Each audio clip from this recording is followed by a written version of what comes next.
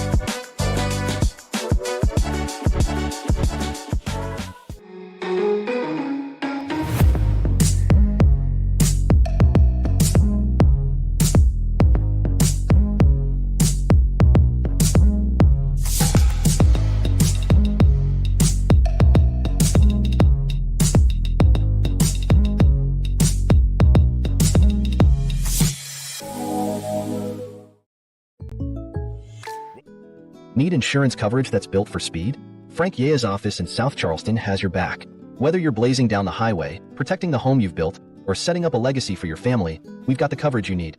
Auto, home, life, fast, simple, and made for you. Scan the QR code on your screen now to explore all our services and start a free quote today. Lock it in, save it for later, or call us at 304-744-7700 to get started.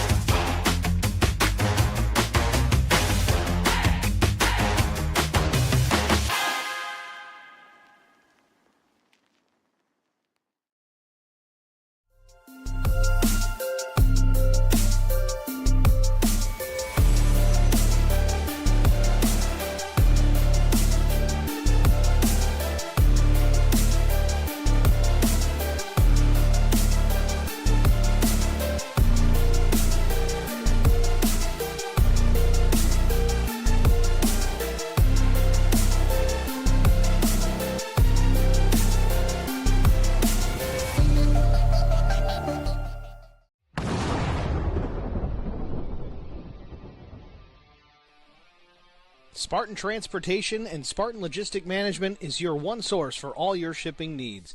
53-foot dry van shipments, auto transport shipments, full-service in-house brokerage, drop-lot facilities, just-in-time deliveries to all auto manufacturers, facilities in St. Louis, Missouri, Kansas City, Missouri, and Indianapolis, Indiana. Spartan Logistics, LLC, proud sponsor of the IROC Series, Kyle Steffens, UMP Modified and Silver Crown Driver, and Gordy Gundaker, World of Outlaws Late Model. Visit us at spartan-logistics.net or find us on Facebook.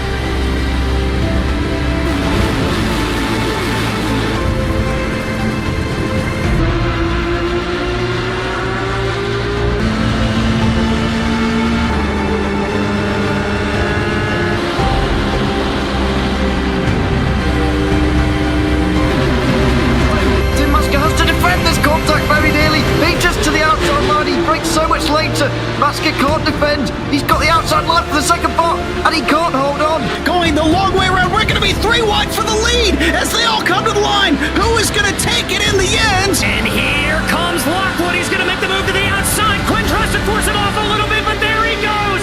It's going to be side by side through turn 1. Will he be able to cover him off? He does. Weaving back to the left-hand side. Reynolds is trying everything. The kitchen sink is being thrown at it. They're leaning on each other. Coming into turn number 3. It's going to be a drag race through 3 and 4. Coming back to the line. Here comes Trish on the bottom. Bouchard's going to hold the inside. Tries to be the late breaker here. They're going to be side by side through the final chicane. They bang doors, but keep it clean. As they're still 4 wide on the run down into the back straightaway. Demerit's looking for a line as well. What is going on in Michigan? No back into the fence. They're still beating and banging. And to the line. He is much faster coming through there. Is there damage on Challenger? Abramitis is ahead. There's going to be a race to the line. Who is going to get it?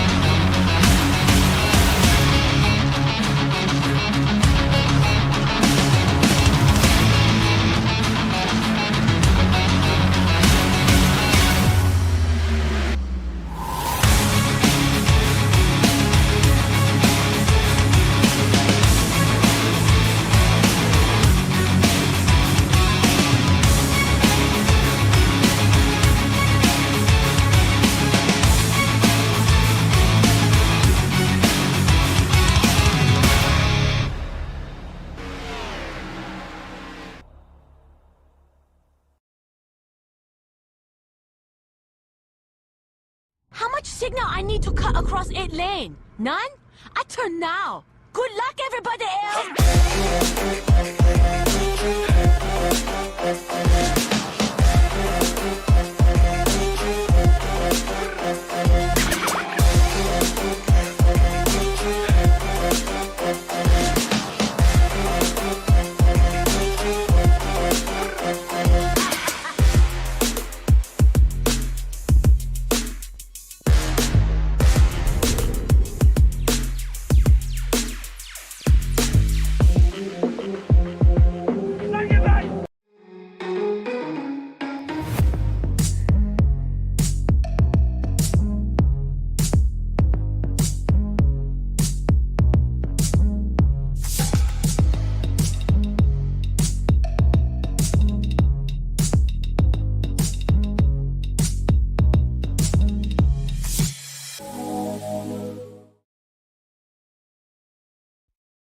Racing isn't easy, but experiencing it is.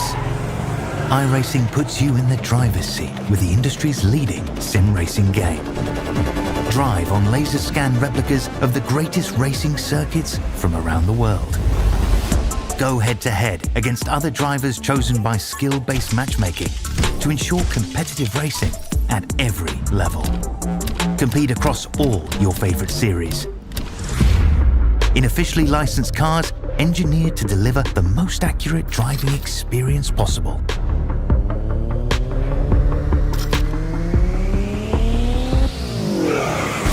Join a race or host your own with players from across the globe.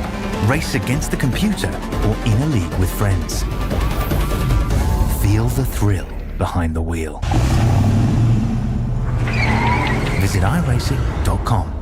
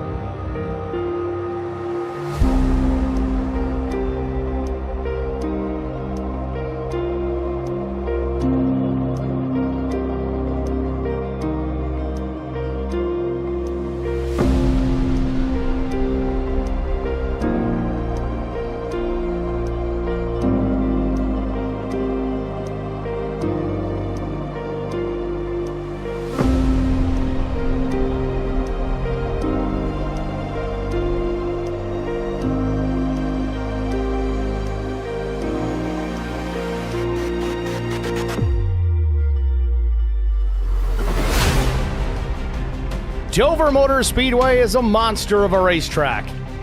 Exactly 1 mile in length, Dover has some of the most extreme banking at 24 degrees on the NASCAR Cup Series schedule. Even the straights are banked at 9 degrees. Constructed between 1967 and 1969, Dover Motor Speedway was initially paved with asphalt. It wasn't until 1995's comprehensive revamp that the track was paved in concrete, giving Dover's racing surface its distinctive appearance. No matter the pavement, Dover has long been one of the most competitive tracks on the NASCAR schedule. From 69 through 80, 21 of the 22 Cup races at Dover Motor Speedway were won by drivers who either already had or would go on to win a Cup Series championship. The names of those winners are part of the fabric of the sport. Richard Petty, Bobby Allison, David Pearson, Cal Yarborough, Benny Parsons, and Darrell Waltrip. Jimmy Johnson ranks first on the all-time wins list at Dover with 11 victories, while Allison and Petty rank second. More recently, Jeff Gordon, 4, Mark Martin, 4, and a host of other stock car legends have added their names to the list of Dover winners. A list that also includes Scott Sharp and Greg Ray when each won a race during Dover's cameo appearance on the Indy Racing League calendar in the late 90s. But tonight, it's the Monster Mile 175 of the IROC Challenge Series, and it's next on Track Limits Network.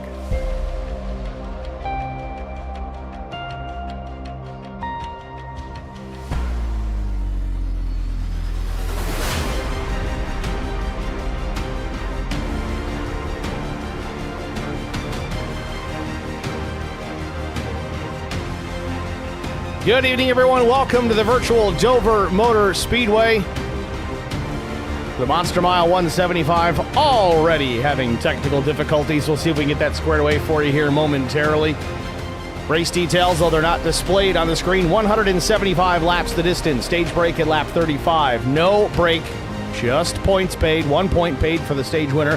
Fuel percent, I think it's 65%. 4 sets of tires available. 1 fast repair. 3 attempts at a green-white checkered finish. Give me a minute or two here to get this thing worked out as far as the display is concerned. Otherwise, we're going to run this with no overlay, and that's just not good. We can't do that.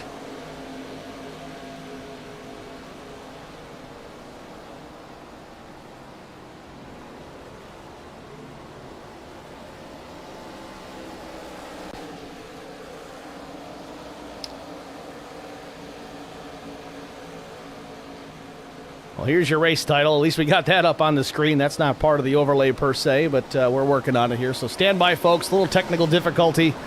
Stay with us. We'll get her squared away. Of course, we got an update to the overlay software. It happened just as we went live. That's never good.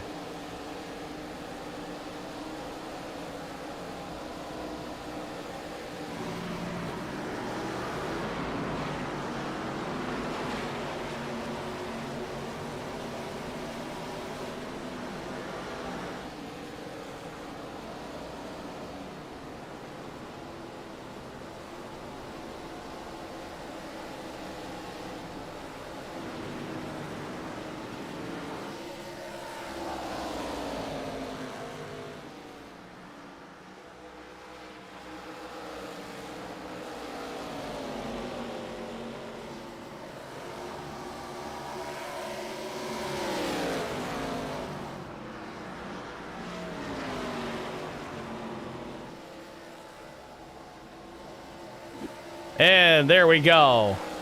We got her figured out. Sorry about that, everybody. Either way, we're good to go now. Luckily able to get back to the old version rather than the updated one. 75% actually the fuel load tonight, not 65%.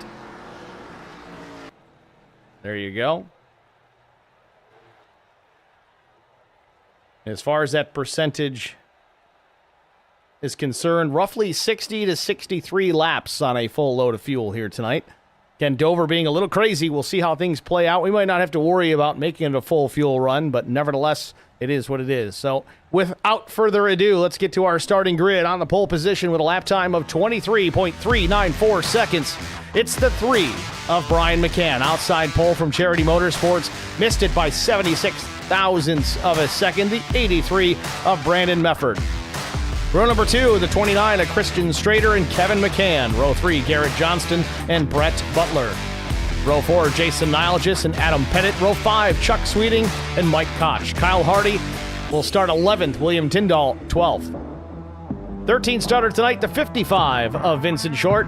14th is Evan Janik. 15th starter, Aaron Smith, winner last week. We'll take a look at the 70s, see if he can go 2 in a row. TJ Majors in the 6, rolls off from the 16th position. Matthew Mormon will start 17th. 18th starter, it's Steve Durbin. 19th, Chris Mefford. 20th, Neil Quick. 21st goes to old Timmy Schofield. Chris Goins, the Track Bar Motorsports driver, will start 22nd. Matt Kopp, 23rd.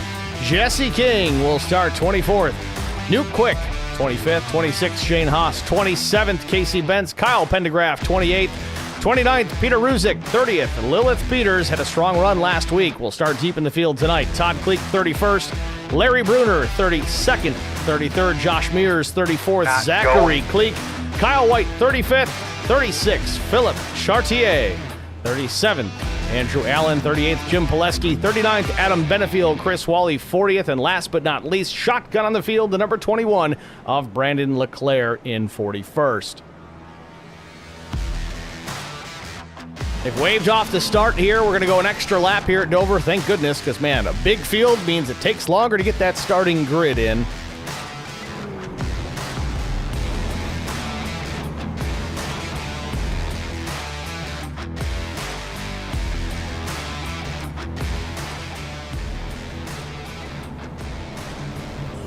Lights still up on the pace car here. Should get the 1 to go, so we're going to go an extra lap. So 3 pace laps before we get underway. Ignore the lap count in the timing tower. In fact, we'll just make it go away.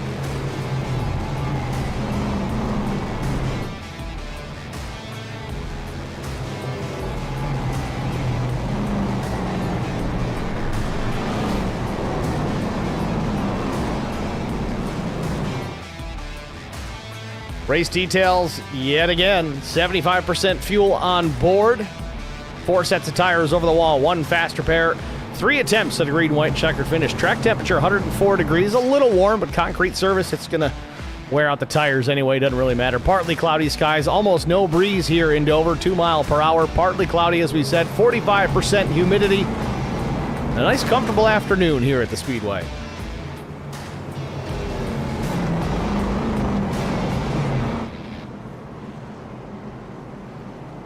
Front row will be Brian McCann and Brandon Mefford to get us underway. Row 2 there, Christian Strader and Kevin McCann. This will be a fun one tonight for sure. Just got to make sure we keep these things out of the wall. Self-cleaning racetrack here in Dover.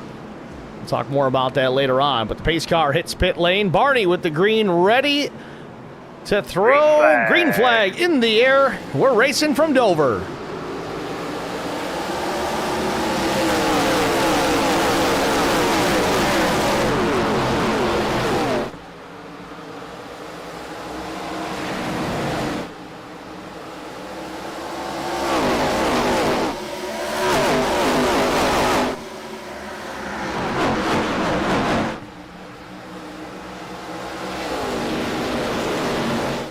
Just like that, lap 1 in the books here from Dover, Delaware. Brian McCann leads Brandon Mefford, Christian Strader, Kevin McCann, and Garrett Johnston, and the rest of the bunch.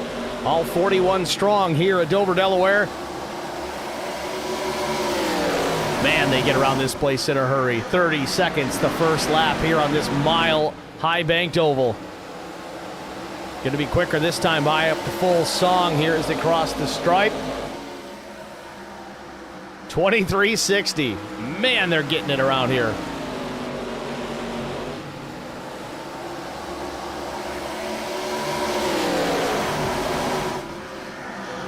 Definitely some gremlins plaguing the iRacing service here tonight. The data not presenting properly. Timing tower says lap 4. But the live timing data that I have behind the scenes says we're on lap 3. So apologies there. Hopefully that gets squared away. If you just ignore it, I think we'll be okay.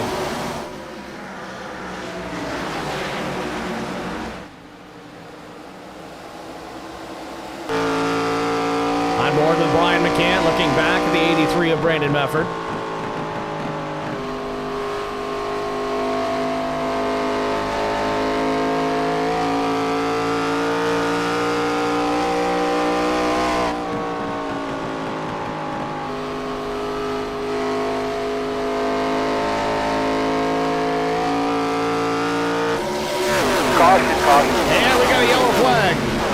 Switching up. Trouble in turn 4. Jesse King in trouble here in turn 4. First caution of the night.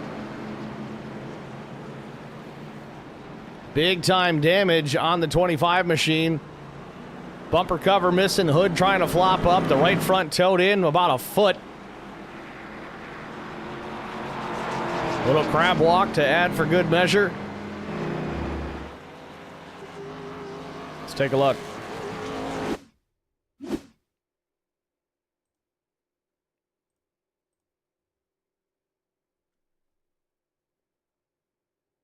King got a little bit of help there from the 23 machine. Sent him hard nose first, and then the 22 cleans him out after the fact.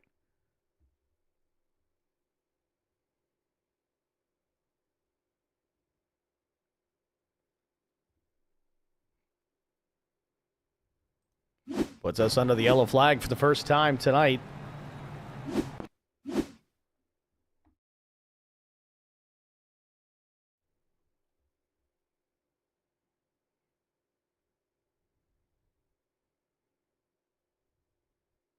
So the 23 sent him up the track. Matt Kopp comes in nowhere to go. 45 tried best to get out of the way there, but unable to do so.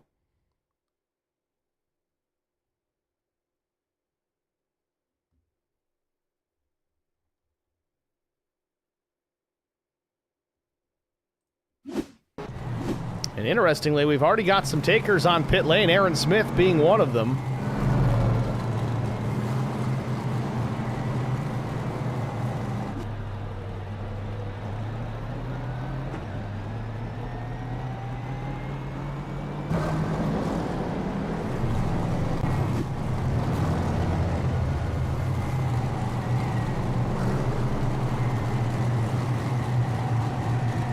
Still trying to work on the lap count issue here in the timing tower. Hopefully we can get that fixed.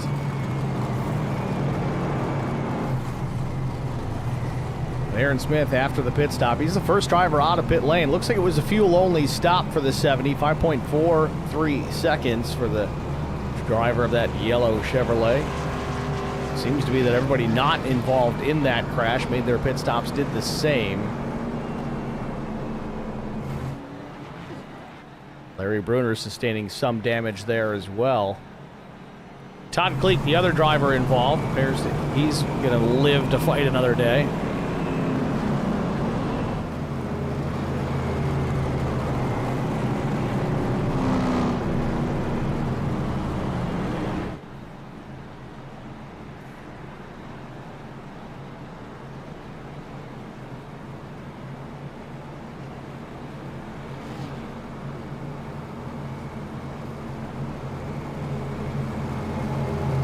We haven't officially gotten the iRacing update. I don't think that's till tomorrow.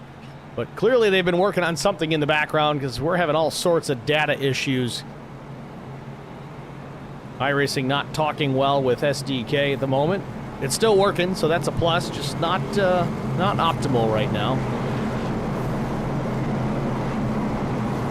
Checking on the stream chat. Vincent Short, Shane Haas, Mike Koch all in the chat. Thanks for checking in, boys. Pace car is in.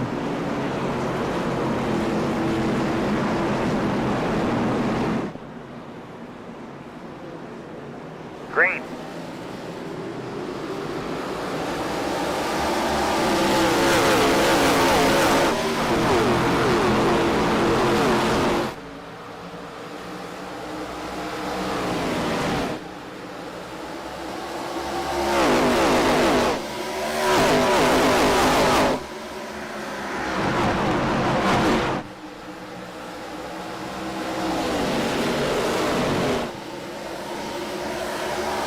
Stepping out of line, it's Christian Strader looking for a run on the 33 at Kevin McCann. Kevin shuts the door.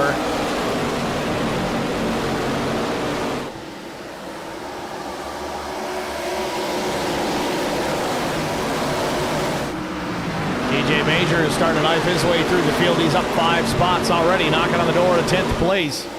That'll be Evan Janik in the number 7. One car hits the wall. Might have been Matthew Mormon. No, it was the 55. It looks like maybe Vincent Short.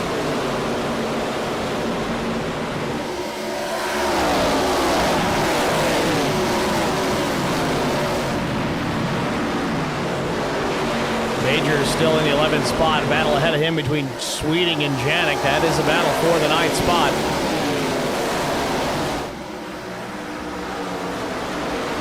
Brian McCann continues to lead over the 83 of Brandon Mefford. About a 10th and a half plus advantage for McCann.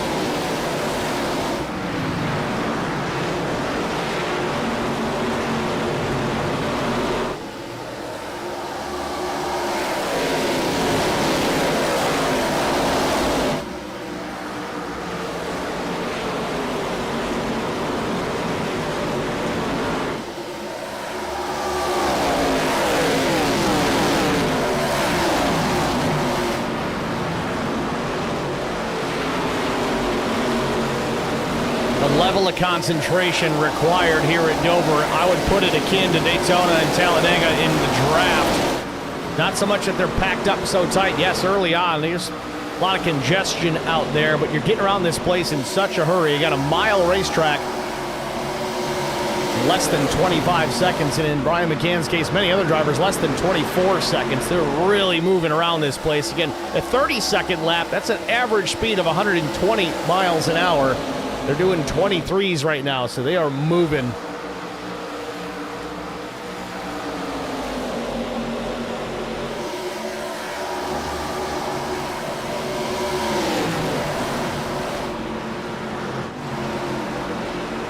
Janik hangs on to the 10th spot. Sweeting unable to take the 9th position from...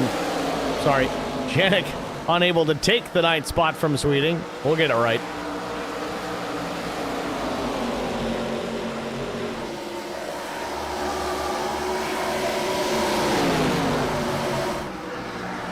Adam Pettit, the 49, underneath the 76 of Brent Butler, takes the position. Move Pettit up to P6. 2 positions gained from the drop of the green flag.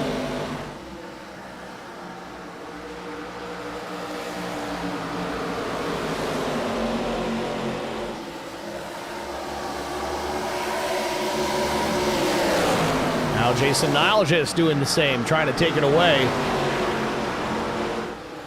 Niles is up to 7th.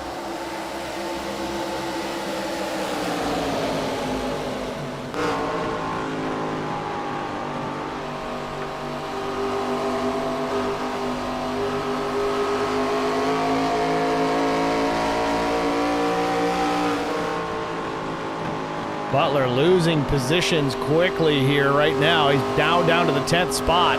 Finally gets to the low side of the racetrack. Seems a little more comfortable down there.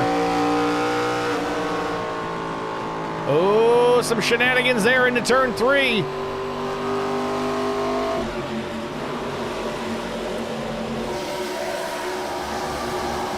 think it might have been Durbin. Now it was the number 1. That was Lilith Peters, out of shape. All 4 corners seem to be square still on that number 1 machine.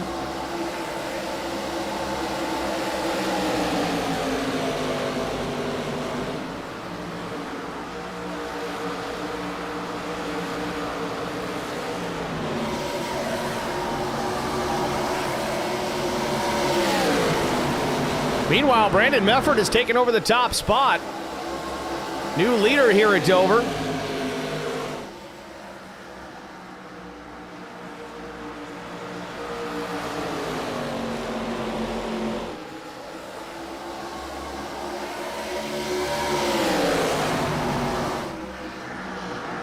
Take a look at the pass for the race lead just a moment ago. Mefford to the bottom of the racetrack. Hits underneath McCann. McCann checked up significantly. I don't know if he got in the wall or was trying to avoid it. Tried to cross over to no avail. Mefford, your new leader here in Dover.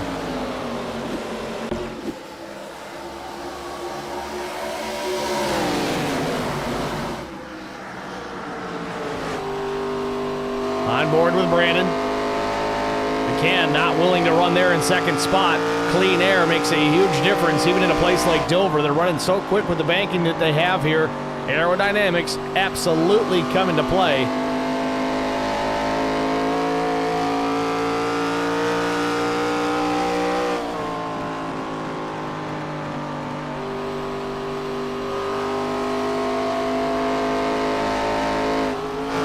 Big checkup from Mefford. It's going to open the door for McCann to the bottom of the racetrack. They almost touch. Effort tried to pinch him down. Close quarters battle here in Dover, Delaware, and the caution is out. Kyle Pendergraft, Adam Benefield, Kyle White, Mears, and Kopp. Big damage on the 14, big damage on the 36 of Josh Mears as well. Andrew Allen has already gone to pit lane. Caution number 2 on the Speedway here, 26 laps in.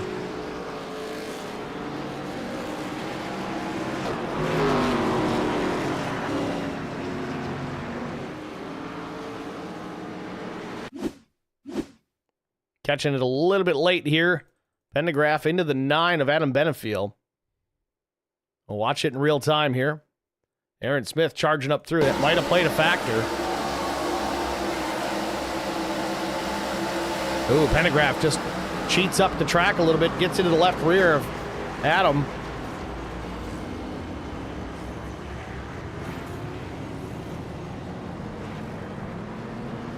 We'll watch it again.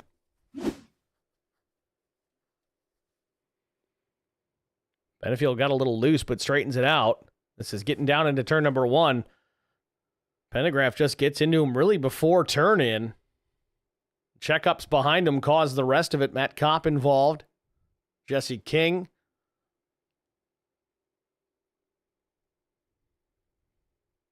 Kyle White in the number 19. Pace car about killed Benefield. Good thing he can apparate through these cars. The Pendergraft makes it back to the pits, burns the faster pair. But through that, kind of a lucky move there for Brandon Mefford. He's able to maintain the race lead because the caution came out right before it looked like Brian McCann was going to take the lead back.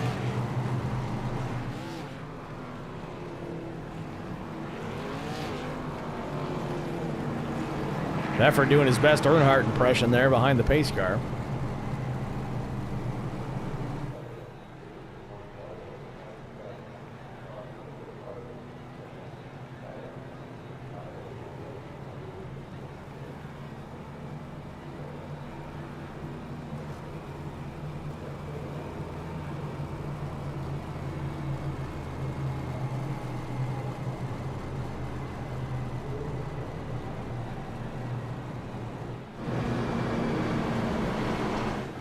So another problem we've got up in the timing tower here. It says this is our first caution. It's actually our second. So we're a little ahead on the lap count and a little behind on the caution count.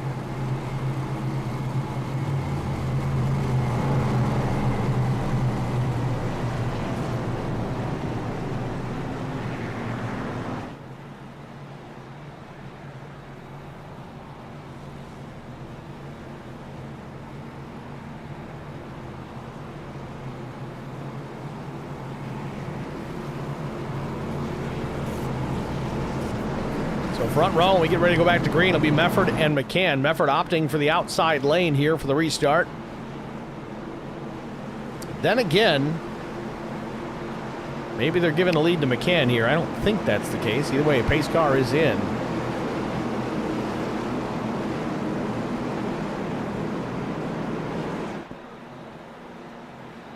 Green flag. Green back in the air. Field coming up to speed.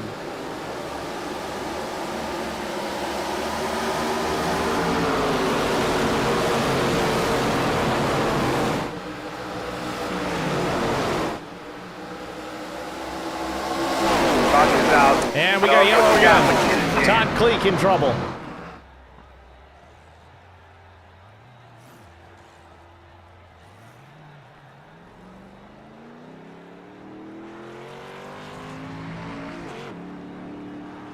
So the 45 machine, Todd Cleek, doesn't appear anybody else got tangled up, but let's take a look at the replay, see what happened here to the 45.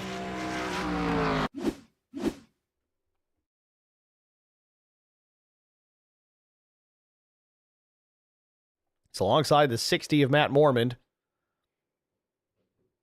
Trouble up ahead. That starts differently. The 93 gets up into the fence, and Cleek, actually, I think he avoids him completely with that slow spin.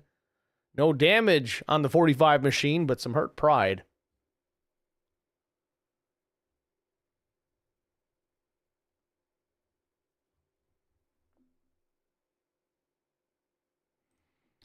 So James Pileski involved in that one. Let's take a second look. Already in play. We'll back it up. Made some contact with the 12. Hard to tell if the 12 came up or the 93 went down. Either way, they make some contact.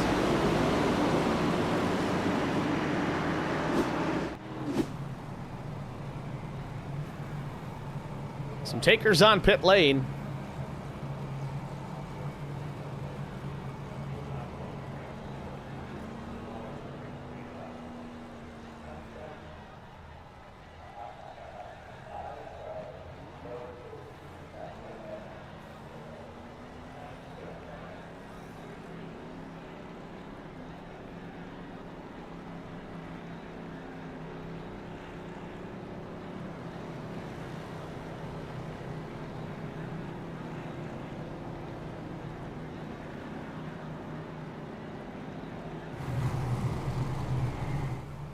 Should get the one to go the next time across start finish.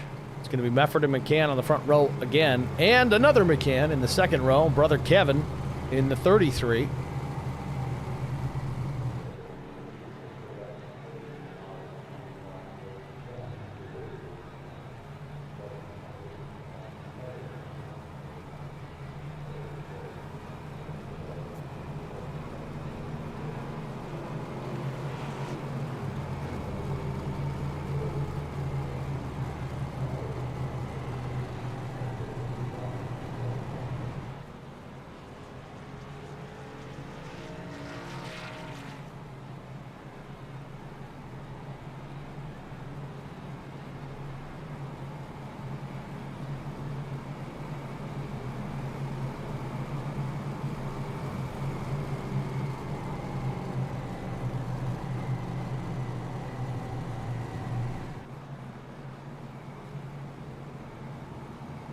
Field spilling out on the back straightaway here as we get ready for the restart. Again, third caution of the night. Ignore that second caution graphic in the timing tower.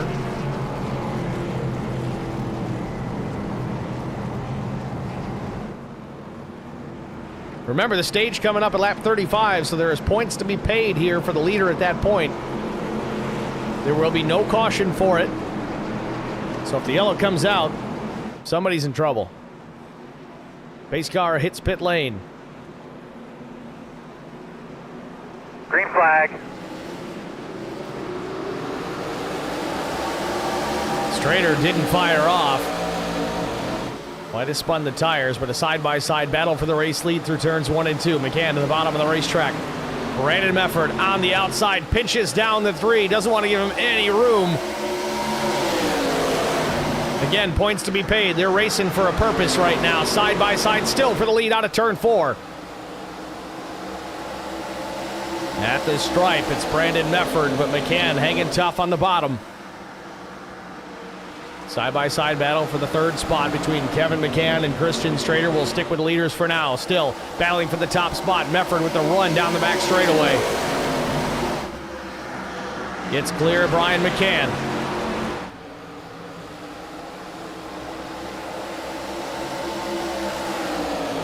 Lap 35 on the board. I believe it is the completion of lap 35, so we're still hot and heavy for that extra point. Just inches separating the top two, side by side, still into turn 3. Strader taking advantage. He's going to jump to the back bumper of both the leaders here as they work on the turn number 4. Coming to the stripe. What a finish that would have been, but it's Mefford leading the lap.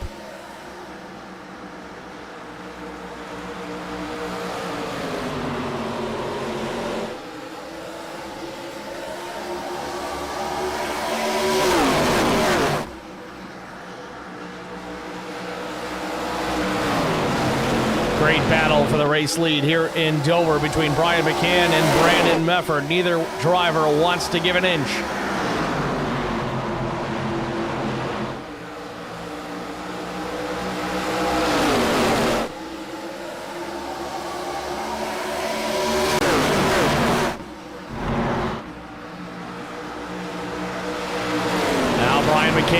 Peters over the race lead. Mefford realizing, you know what, can't win the race right now, but we can certainly cause a problem. Just going to ride in that second spot. Mefford picked up the bonus point for the stage win.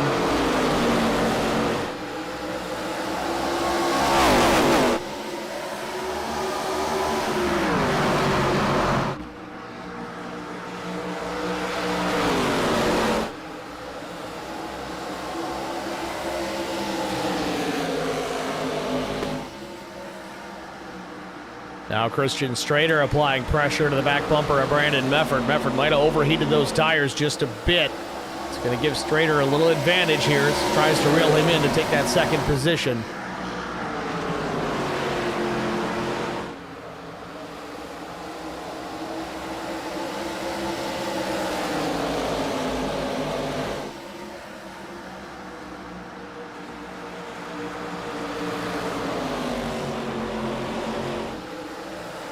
.40 laps down here at Dover. Battle back in the low side of the top 10 here. Lilith Peters to the outside of Jason Nilgis. Maybe some contact there on a turn 4, but a big run for the number 1 machine. Gets clear of the 88. Aaron Smith working his way through. He's up 5 positions as well, but man, Lilith Peters flying around this place. She's up 22 spots.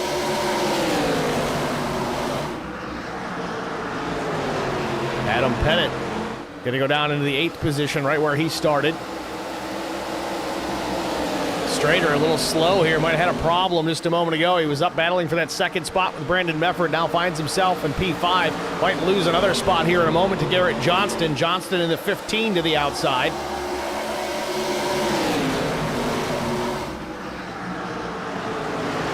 Johnston now way up the racetrack as Peters flying through this field. It does make sense, however. She took tires at lap 26.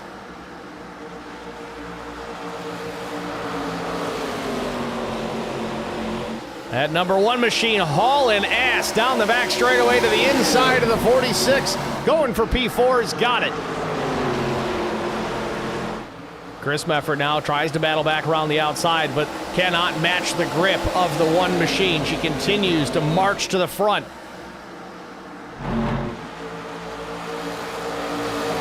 Peters on a tear, now into the top 3, up 27 positions. Oh, a little crossed up there. Aaron Smith almost turning around, keeps it straight into turn 3.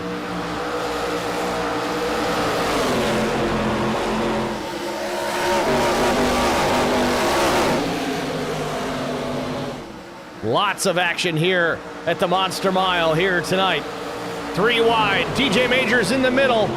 Strader up the racetrack, contact into the 29. They're going to wreck down into turn number 3. Majors in the wall. Still no caution, and there it is. Caution here. Lots of aggression early here at Dover Motor Speedway. TJ Majors gets the worst of it. Opts to stay out of the racetrack. Pits are closed. Smart move by the 6. It's drivable right now. Just take care of it. Don't get penalized on top of the incident.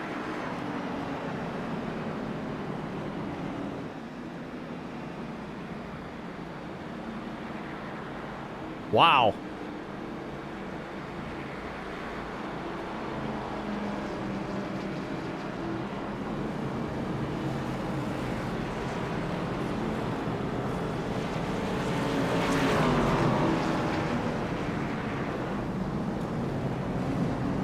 Majors is either not happy or just trying to get to pit lane.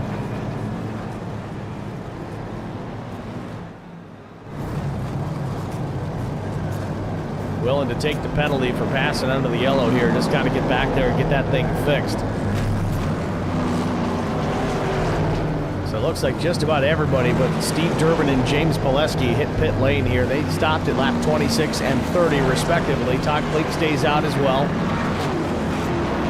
Majors will come to a stop in the pit box here, try to get the damage. There's the fast repair for the 6. Tires going on as well. I think he'll be okay. He's going to have some work to do, and he's got to avoid more chaos. But let's take a look at what happened just a moment ago. We watched it live. I'll have to back this up a little further. So you see it here in the middle of 1 and 2. They're 3 wide. Strader up top. Majors in the middle. Jason Nilgis on the bottom of the racetrack. 3 wide at Dover. That is risky in itself. Majors is trying to give Strader as much room as possible, but it bites him as he gets contact from Jason Nilgis. Sends him up into Strader, and then Aaron Smith might get in the back of the 6 here a bit. Checks up pretty quick. Wasn't a big hit, but then the 35 there doesn't really allow Majors to save the race car, and unfortunately gets the inside safer barrier.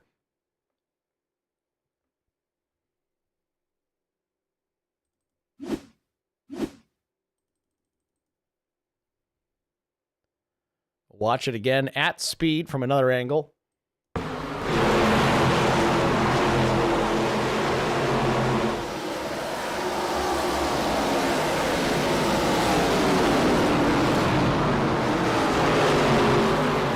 Not going, they're going to figure you out.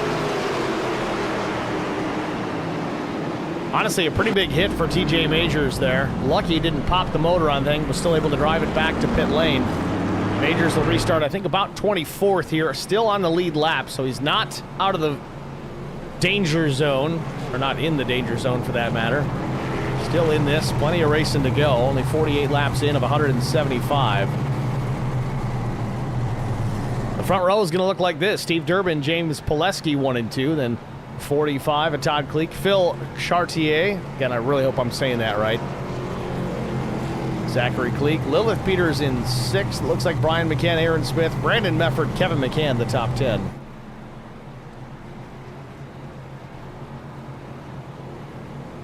I know Zorku is excited about this. Always cheering on the one of Lilith Peters.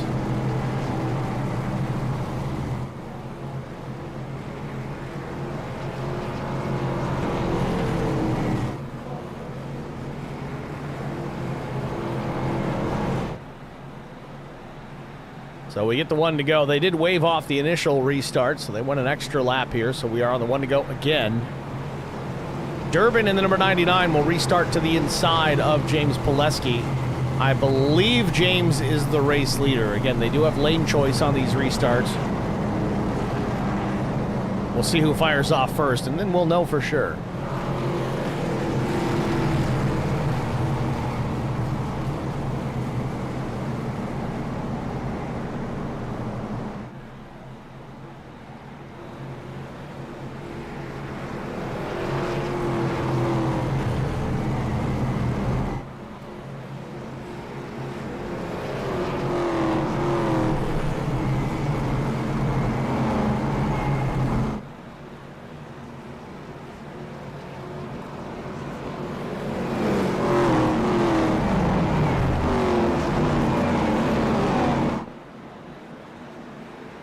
Pace car heads to pit lane.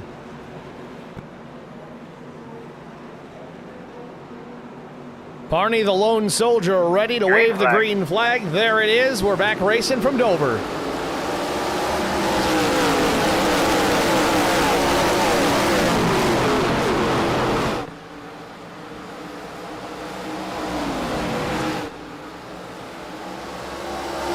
Three wide, 4 wide on a turn 2. Do they stick it?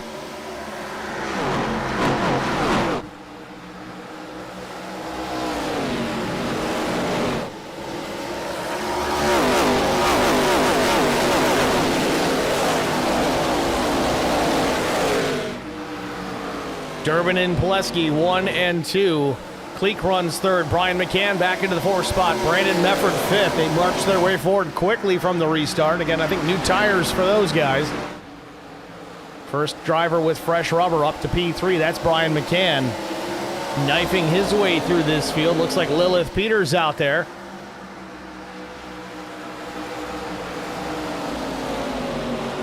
Brandon Mefford going to follow him along. He's got fresh rubber underneath him as well, but a gaggle of cars in behind.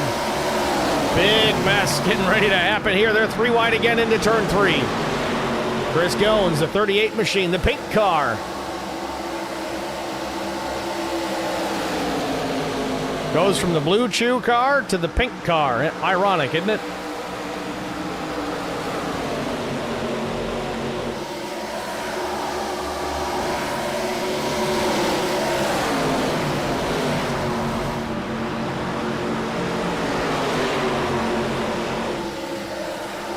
Rush hour traffic here deep in the field. We're looking at 21st here, the 76 of Brent Butler. 3 wide again. Majors in the middle. They're going to go 4 wide for a second.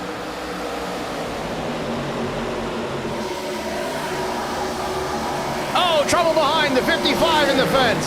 Caution. Vincent Short and Zachary Cleek coming to blows out of turn 2. They slide all the way down the backstretch into 3. Caution on the Speedway for the 5th time.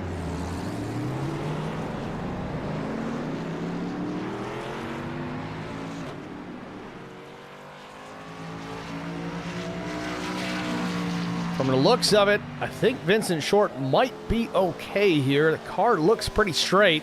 Right side a little flat. We'll lose some side force. Should be able to repair it. Obviously, she's rolling on all 4. That's a good thing. Let's take a look. Already in progress, and we'll back it up again.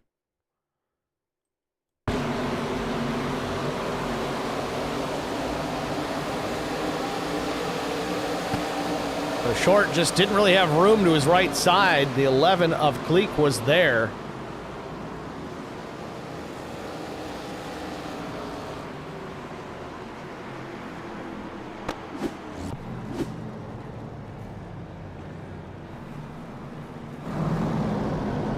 The Short's going to come down and pit, likely repair some of the damage to the number 55.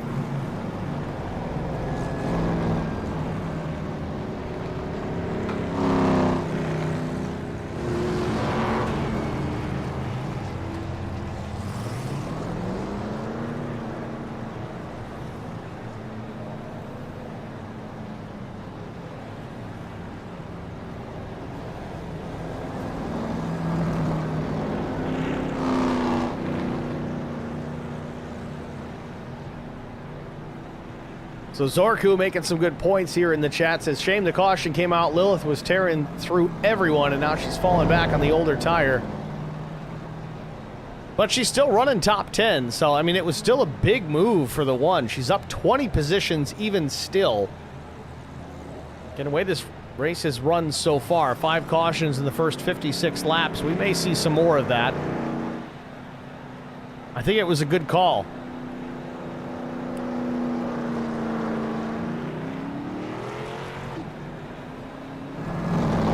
Field back to start finish here. Pace car lights go out, so next time by lap 58 we'll be back racing again. Front row is going to be Pileski and Mefford.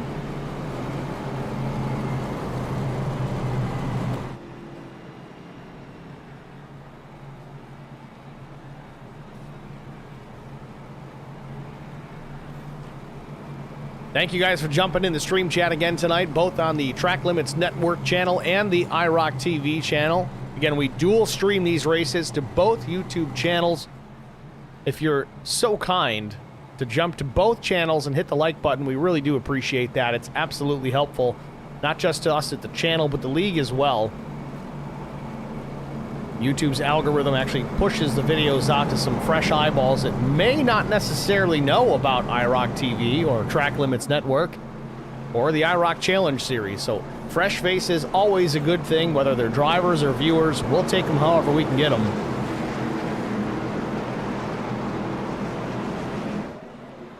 Base car hits pit lane, ready for the restart. Yet again, lap 58. Front row, Pileski and Mefford. Mefford on the outside. Green flag. Pileski fires off. Outside lane, a little sleepy there.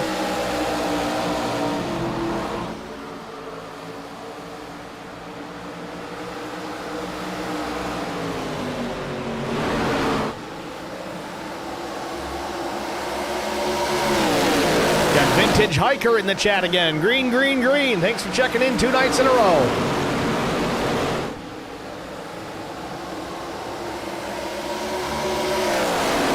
Pileski holds on to the lead over Brandon Mefford with the older tires. Pileski's pit lap 30, Mefford 46. Mefford, though, closing in a car length and getting shorter. Half a car length into 3.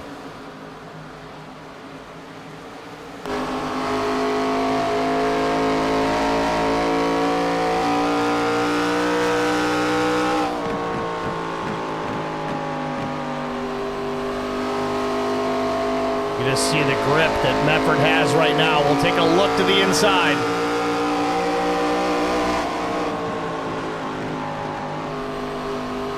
now. Brandon Mefford to the race lead. On to turn number 4. Brian McCann's going to follow through. Take the second spot from Pileski.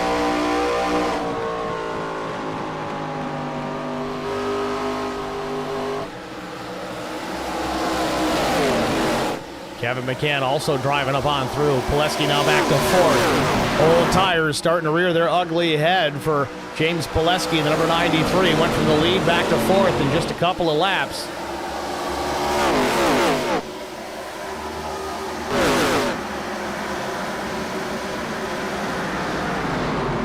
DJ Majors up into the 18th position, trying to work his way back out of the squirrel's nest.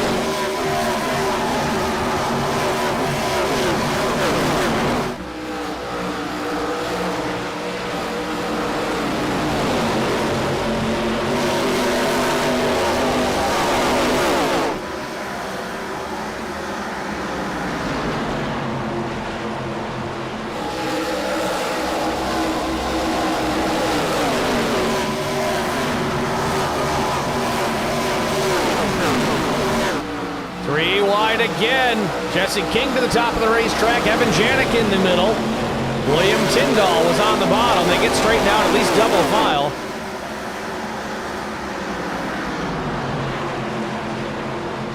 Tyndall now alongside the 76 of Brent Butler.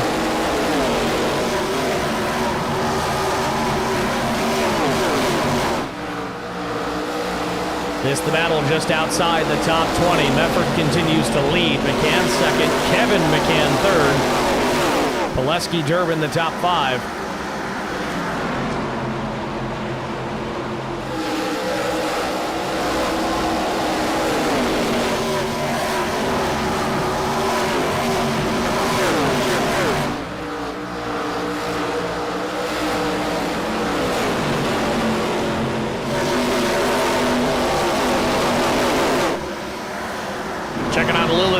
Again, she was really fast early on. She's only shed a couple of spots since the restart, back to 12th.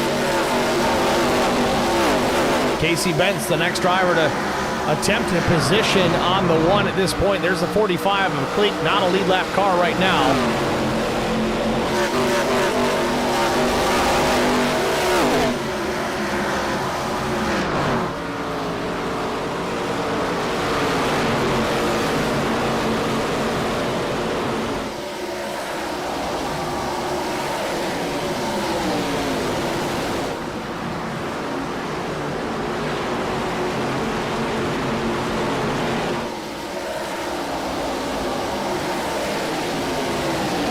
There's nowhere to hide here, just nowhere to get space.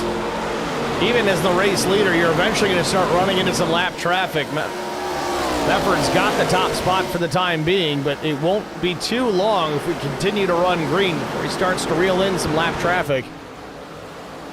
Got some breathing room for now. Time to conserve those tires, take care of the race car until you get there. Then you can start knifing your way through without giving up too much time, and the caution is out again. Guys, let's get some rags and clean this mess still up here. wrecking. Neil Quick comes in late, nails the 44, Larry Bruner.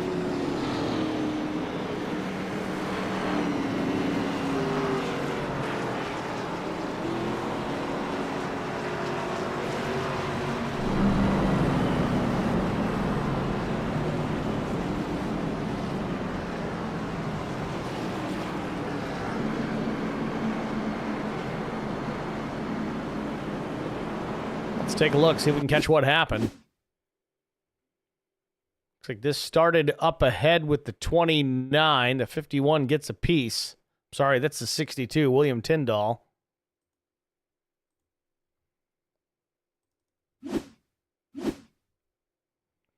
Now, William might have lost it on his own here. Gonna back it up a little further.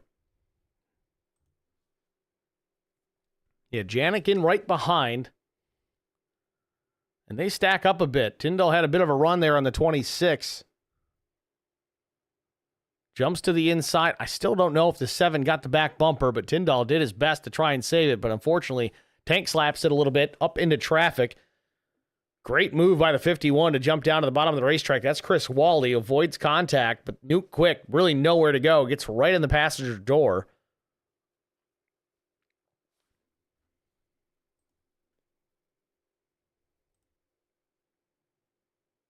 Nuke was about stopped, then Bruner comes in, and then it kind of crosses him up, and really with nowhere to go, Neil Quick gets into the back of Bruner.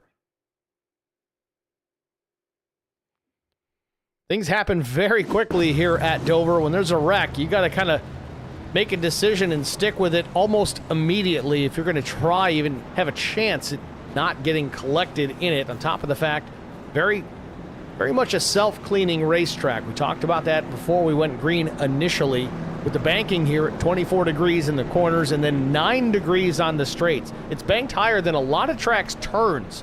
So when the car's broken and riding on the frame rails down the banking, it's just going to clean itself. The car is going to slide down that banking and into the inside wall. Tendency for a lot of drivers is to go low when they're wrecking up high, but at this place especially, it's not necessarily the right call. It worked for Chris Wally here, but typically the driver is going to slide down the track right into your path if you choose low.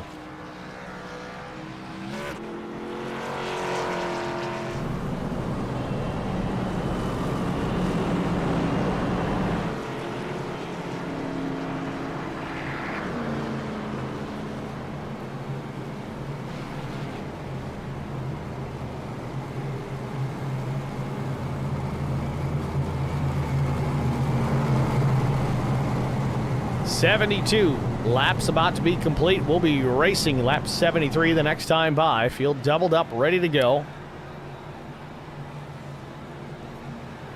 Front row, McCann and Mefford. Brian, that is. Kevin McCann in the second row with Chris Mefford. So it's Mefford, McCann, McCann, Mefford.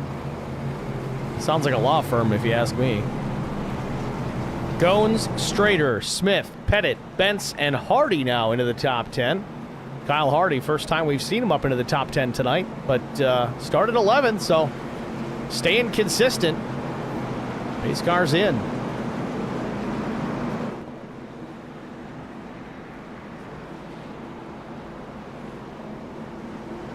Green flag. Ooh, a little wheel spin from Brandon Mefford, but he still gets away clean.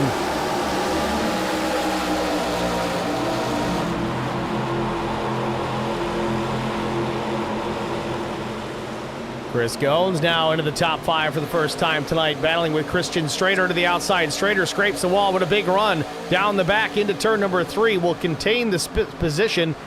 Goins now back to 6th.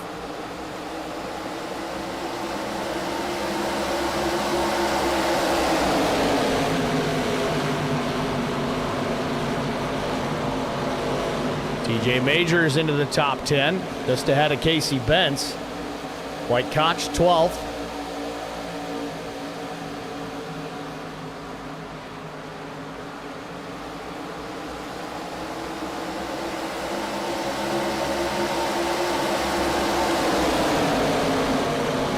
Jason Niles is to the bottom of the racetrack, trying to take it from the 60 of Mormon.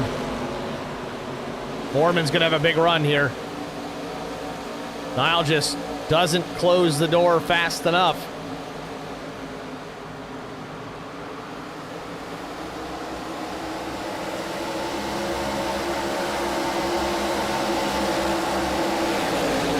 Jesse King, Evan Janik. King is the beneficiary of the spot, up to 16th. Oh, trouble behind. Caution, Big caution. time wreck on the backstretch. Quick, Lilith tell me what Peters you is got. in it. Straightens it out, but damage on the one.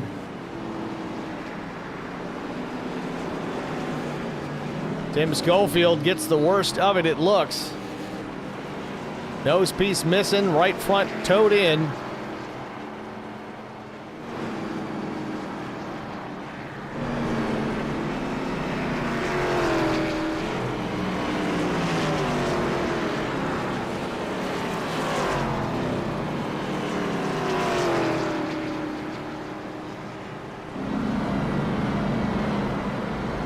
Let's get a look at it.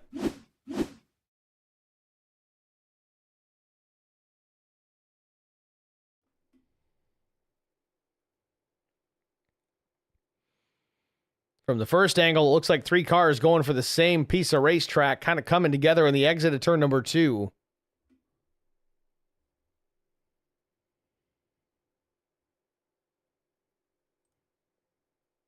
Try and get a second look at this.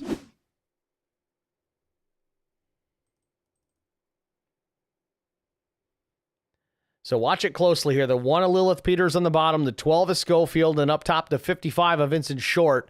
Schofield thought he had an opening there, gets just enough to the inside of Short, but Short gets touched, turns in front of Schofield there as Lilith is getting into the left rear of Schofield, and all three of them go around and really nowhere to go for the rest of these guys. Matt Kopp gets a big chunk of it.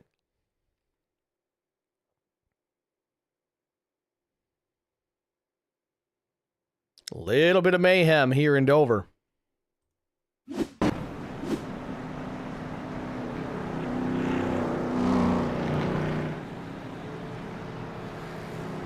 So Zorku in the chat says earlier, said Peter's about to make a charge through the field like butter again. And honestly, I think that's, unfortunately, I think kind of what hurt her there. She had the grip, she had the speed, but that closing rate was so fast compared to those guys that as they came together, she didn't have time to check up and react. It's one of the rare occasions where fresh tires can kind of hurt you.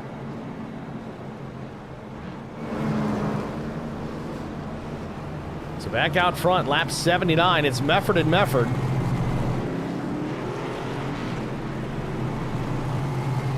That's the law firm after the separation.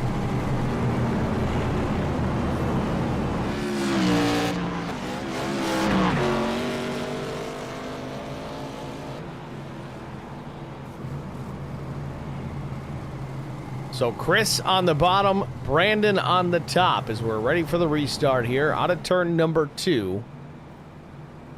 Still about 10 laps shy of halfway.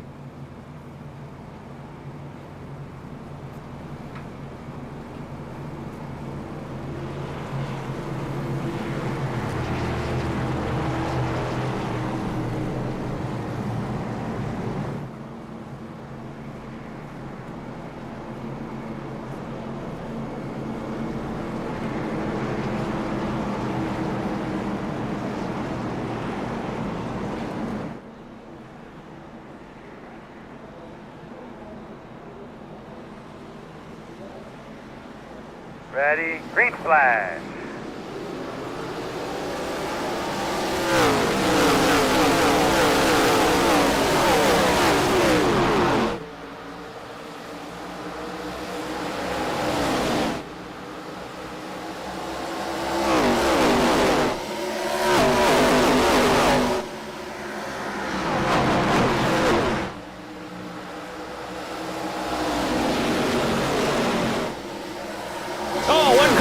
The outside wall, keeps it straight.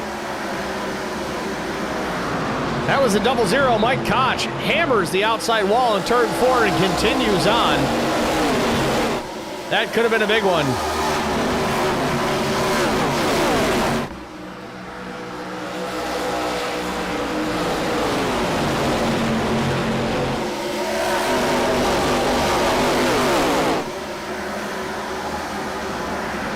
I gotta say, the amount of contact I'm seeing to the right side of these race cars on corner exits, specifically turn 4, you'd think this place is Darlington.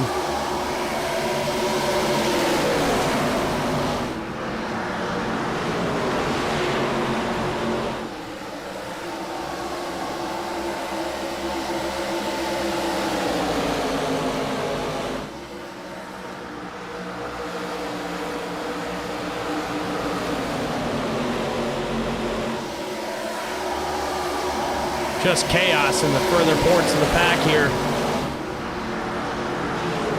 Foreman up into the wall. Foreman trying to run that high line, but unfortunately it's biting him a couple of times. Let's get the race car into the fence. Checking out Lilith Peters. Must have used that fast repair, so the car's clean and green, good to go. Now she's out there without a safety net, still in the 23rd spot, up 7 positions. Keep a close eye, see if she can work her way back through cleanly. Josh Mears in 21st, up 12. Now to 20th, can get clear. Kevin McCann back there. Kevin's tough, even on old tires. Oh, trouble, the 25 of Jesse King is around. How's my radio bit today? Could you hear me fine? Yellow on the Speedway for the 8th time tonight. Again, ignore the timing tower, it's wrong. So as Zorku mentioned in the chat here, time for Lilith to bunker down, fix her car, get back in contention. Maybe there'll be a lot of wrecks like there has been. And Zorku getting his wish. Yellow's out for the 8th time. Let's take a look. Jesse King here. Spin off of turn 2. Don't know if he had any help. Adam Pettit there in behind. And now a little bit of contact from the 49. Kind of drives through King there off of turn 2. Sends him around. Jesse with a little kiss to the inside wall, and that's about it. Chris Goins opts for pit lane.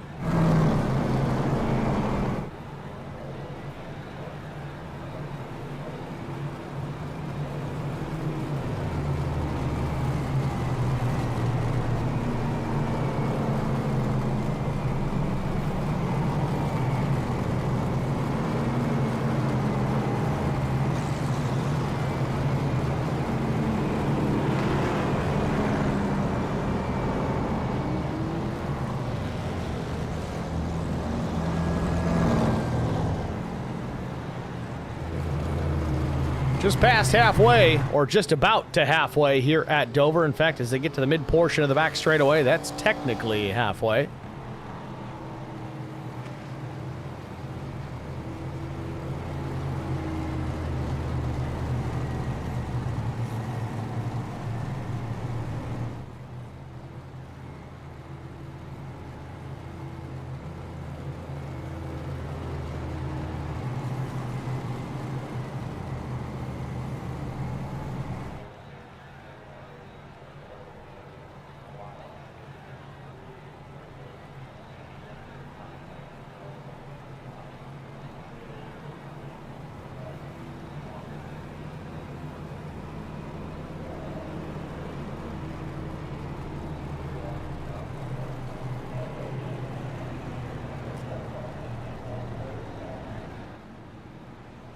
So there's the one to go. We are past halfway here in Dover. Ready for the restart again. Front row, it looks to be Mefford and Mefford yet again. Brandon will have control of the restart. Right on the outside, the number 83 machine. Chris Mefford, the 46 down low.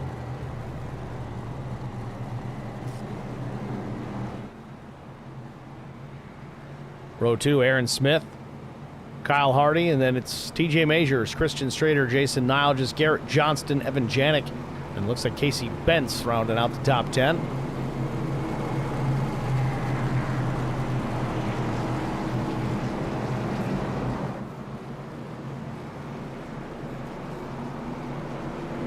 We give a call to Brandon Leclerc, 41st starter here tonight, did not take the green flag, will finish tonight's race in dead last. Pace car comes to the pit lane. Green flag.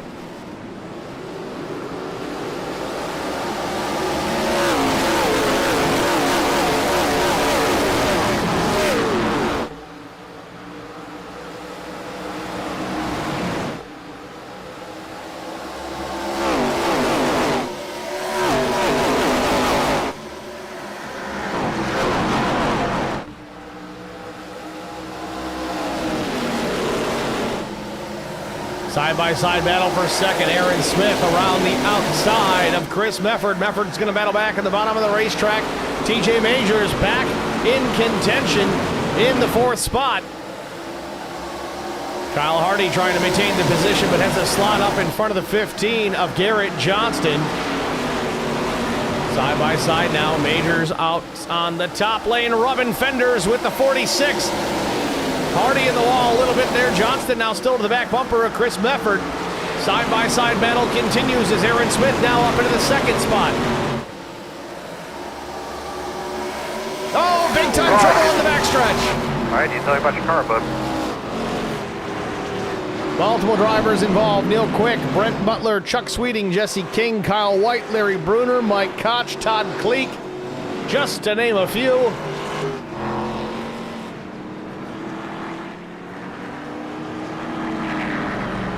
And for the 9th time tonight, the caution on the Speedway.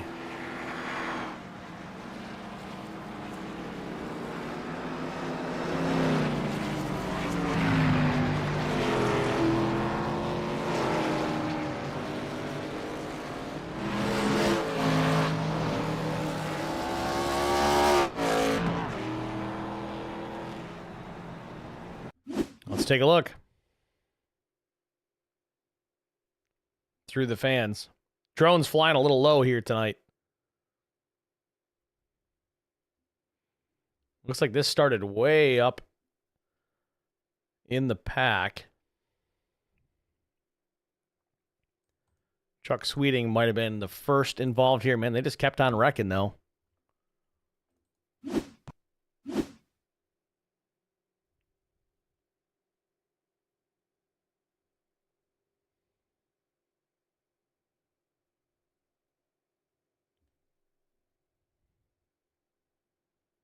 Trying to see a better angle on this.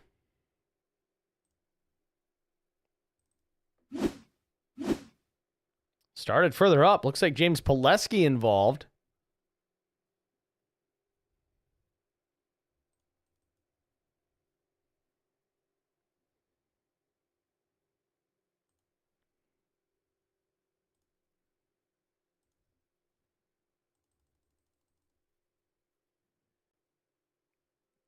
All right, so this should tell the story here. We'll call it 3 wide here. Quick's on the bottom. Left side's just above the flat. As far down really as he can go. Pileski comes down, makes a little bit of contact with Quick. Sends him around. Or at least he straightens it out. Then Kevin McCann drives into the back. He loses the nose off of his machine.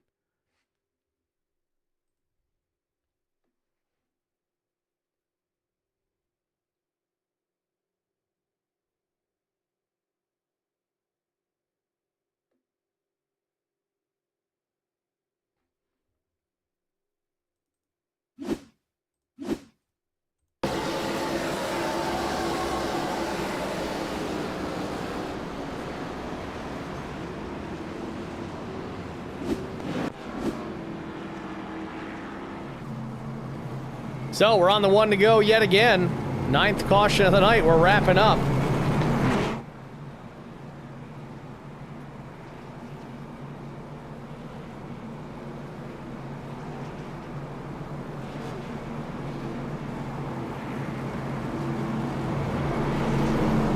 And we've got 2 of some of the fastest drivers on the service right now on the front row. It'll be Aaron Smith and TJ Majors.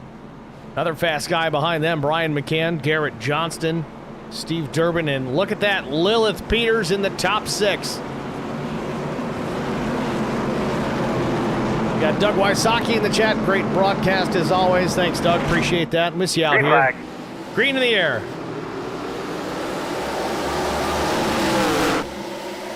Aaron Smith gets the jump on the restart. Side-by-side battle for second. Johnston to the inside of TJ Majors. Might be clear, but Major is going to keep the hammer down. Does he have room to stick it to the outside? And he does for now. Real tight on entry to turn 3. We'll have a run, but looks like Johnston gets clear. Major's back to third. But side-by-side battle behind them between McCann and Lilith Peters.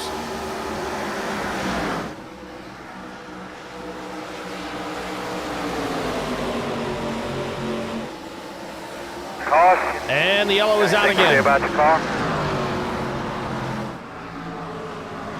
Chris Wally, Matt Kopp involved. Doesn't look to be too serious.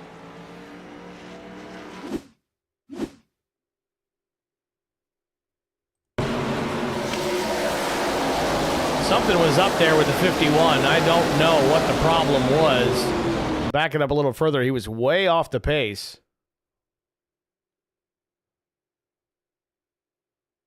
This started out at turn 2. Watch the 51, the white machine there. I don't know if he's got damage on the left front. He's trying to keep it down to the bottom of the racetrack to avoid getting into traffic, but just can't keep it pinned. Clip straighter a bit, then Janik gets in there, and then he's got to tank slap this thing.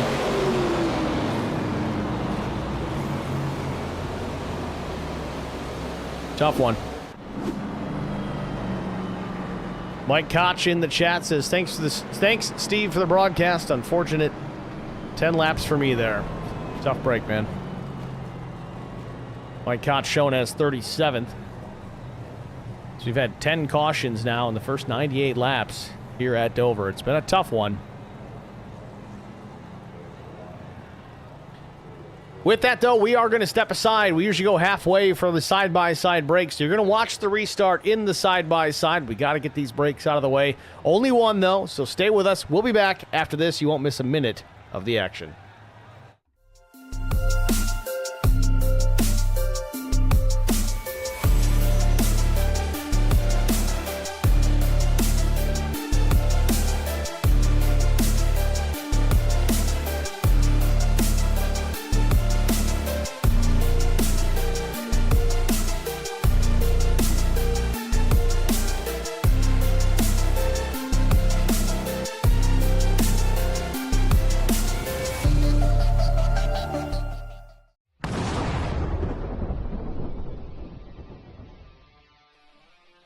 Spartan Transportation and Spartan Logistic Management is your one source for all your shipping needs.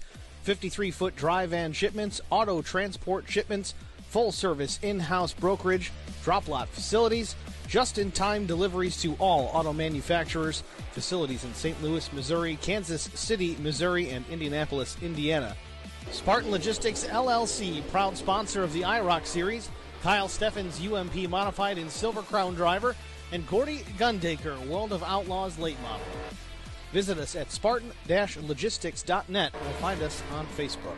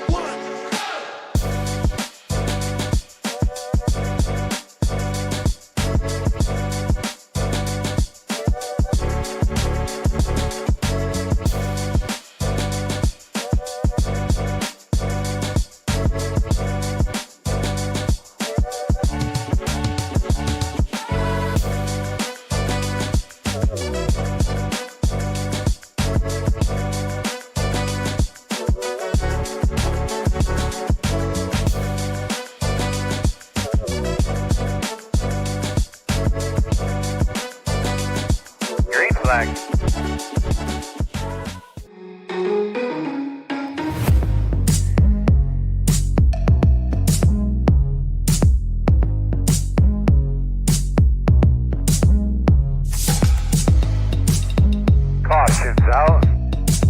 Yeah, did my radio sound bad out there?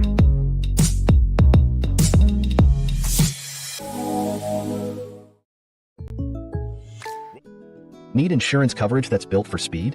Frank Yea's office in South Charleston has your back. Whether you're blazing down the highway, protecting the home you've built, or setting up a legacy for your family, we've got the coverage you need. Auto, home, life, fast, simple, and made for you. Scan the QR code on your screen now to explore all our services and start a free quote today. Lock it in, save it for later, or call us at 304-744-7700 to get started.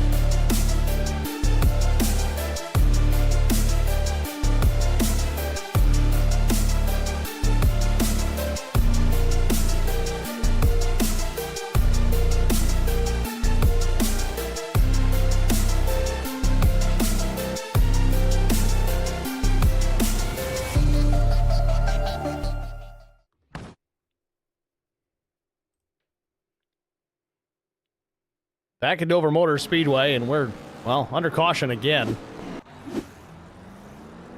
It's caution 11. But Zorkul is going to be happy about this, because the one of Lilith Peters now to the race lead. Some misfortune early. She's battled back. Now to the front. Chris Goins in the Track Limits Network chat says, "Don't worry, the green flag run is coming." Chris Goins sending messages in VR while he's in the race to the chat while he runs 8th.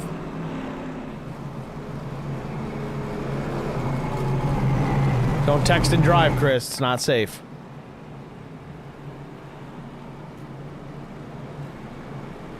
This public service announcement brought to you by Track Limits Network.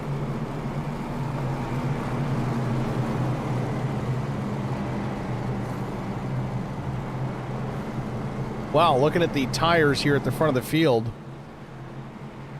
the exception of Chris Goins, it looks like everybody is kind of on the same strategy as Lilith Peters, back to 11th. Fresh tires behind from 12th on down. So we get ready for the restart here. Half a lap away. Front row is going to be Lilith Peters and Garrett Johnston, then TJ Majors, Brian McCann, Steve Durbin, William Tyndall, Kevin McCann, Chris Goins, Peter Ruzick, and Zachary Kleek.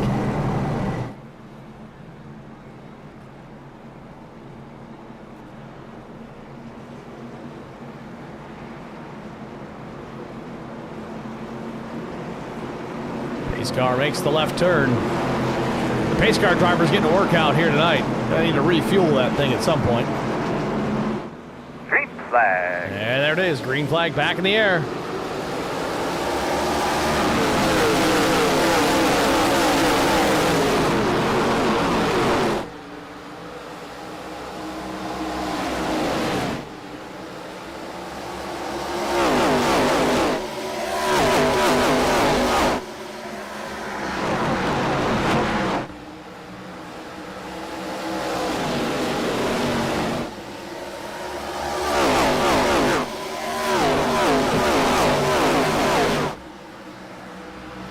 Peters continues to lead a car length plus over Garrett Johnston. Brian McCann third, Majors fourth, Tyndall fifth. Everybody's pretty comfortable at single file here until you get back to Chris Goins and Kevin McCann. Goins up top in that pink number 38. Oh, into the wall goes Goins. Bounces off Kevin McCann.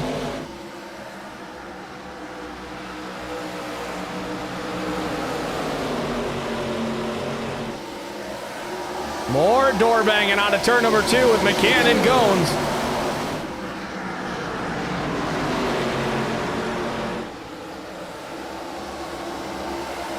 Lilith Peters continues to lead about a 10.5 over Garrett Johnston. We still watch this battle for the 7th position with Chris Goins and Kevin McCann.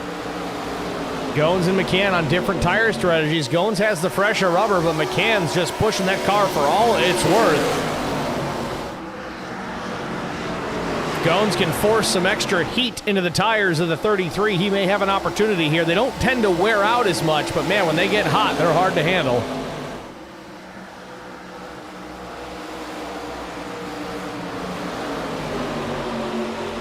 Peters stretching her legs now. She's out to 4/10 over Garrett Johnston. Some breathing room for the 1 as the battle for second is on. Garrett Johnston side by side with Brian McCann. Johnston's 7-lap older tires compared to the 3.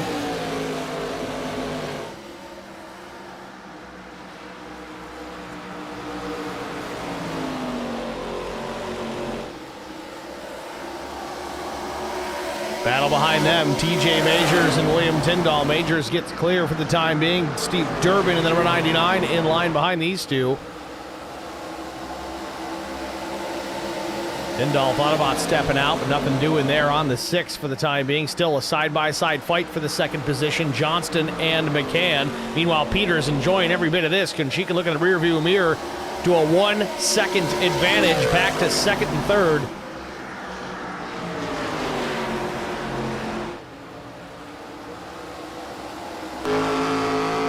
On board with Garrett Johnston, still hanging on to that 2nd spot.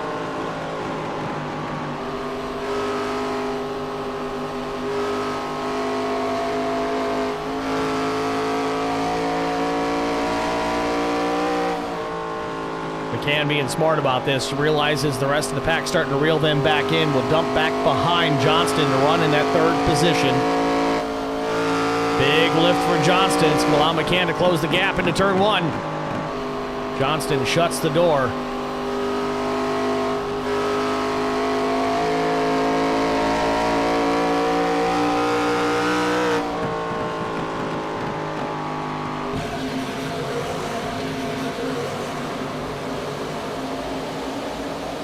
Chris Goins finally got rid of Kevin McCann, a couple of spots back, now into the 5th position, at least fighting for that spot. Tyndall to the inside. I think Goins is making all his hay on the outside, and he gets the wall off at 2. Keeps his foot in it, gets clear of Tyndall for the time being. Now looking to go around the outside of TJ Majors. Again, Goins does have the freshest tires in the top 10 right now. Adam Pettit back in 10th, a similar tire strategy for him. Oh, and contact. Tyndall gets in the back of Goins. Goins hangs on to it.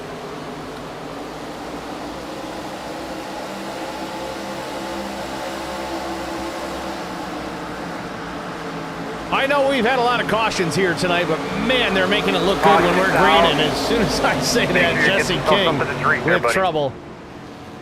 Man, somebody going by full throttle around King.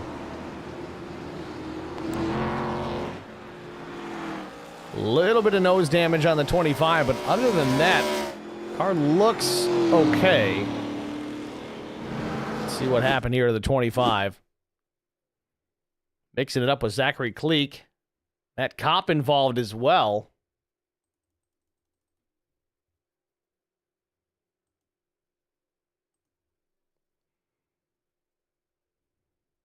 Kyle White's going to get a piece of this too, but we'll watch the 11 here. The green machine low side.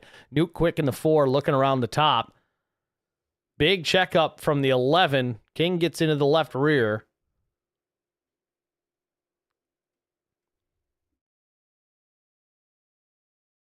And then in the avoidance, Matt Kopp and it looks like Kyle White, I think that's the 19, they come together. They hit the wall.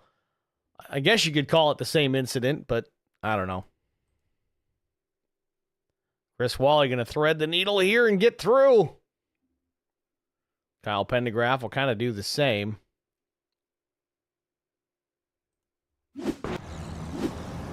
But that shuffles the deck yet again.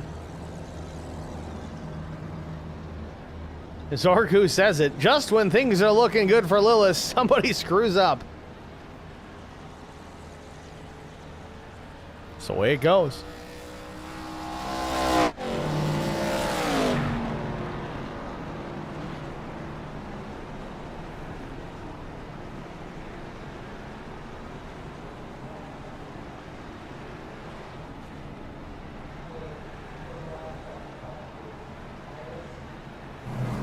So lap 116, amazing how quick this race is still winding down with all these cautions. This thing would have been done in a heartbeat if we could avoid the yellows, but a lot of chaos. Again, high banked, mile oval here in Dover. They're moving around here quick. I'd say 150 mile an hour average around this place. With 40 cars out on the racetrack still, there's nowhere to hide.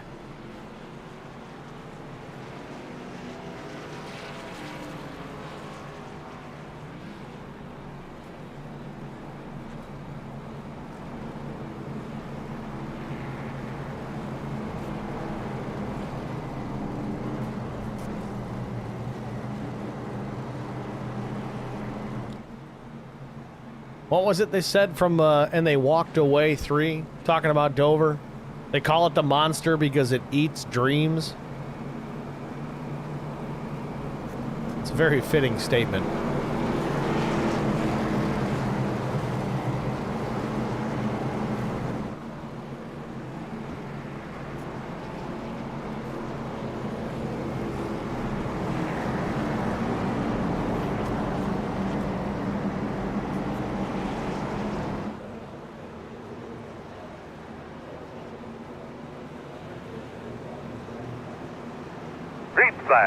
Green flag back in the air.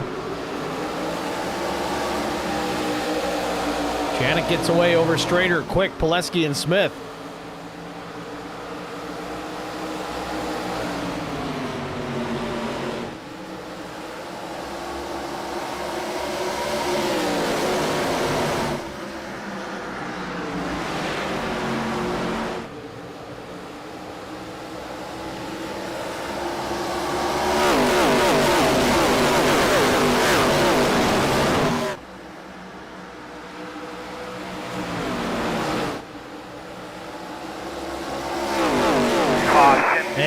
Out again. Josh Mears is in trouble now. Yes, he'll take a Captain Morgan and Diet Coke. In this as well. I think Larry Bruner may have gotten a piece also. Let's take a look. Wreck already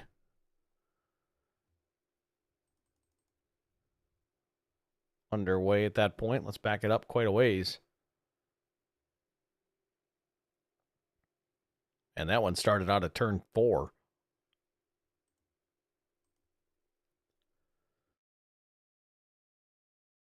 So it looks like the 11,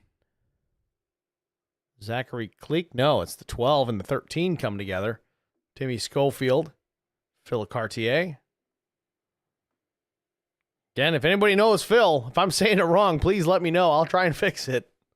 The longer we go into the season without me knowing the difference, the less likely it is I'll be able to correct it. Mears gets into the 12 of Schofield into turn 1.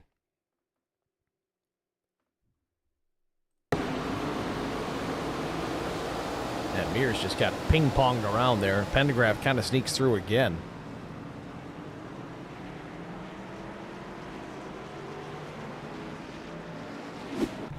So once again, it'll shuffle the deck. Some drivers still staying out on the racetrack. Evan Janik, Christian Strader, Brandon Mefford. Really everybody back down into the 23rd spot. South of there, Peter Ruzick, Neil Quick, Pileski, Hardy, Quick, Duke Quick, Phil Chartier. I hope I'm saying it right. It's fun to say it that way. Those guys take an opportunity to pit.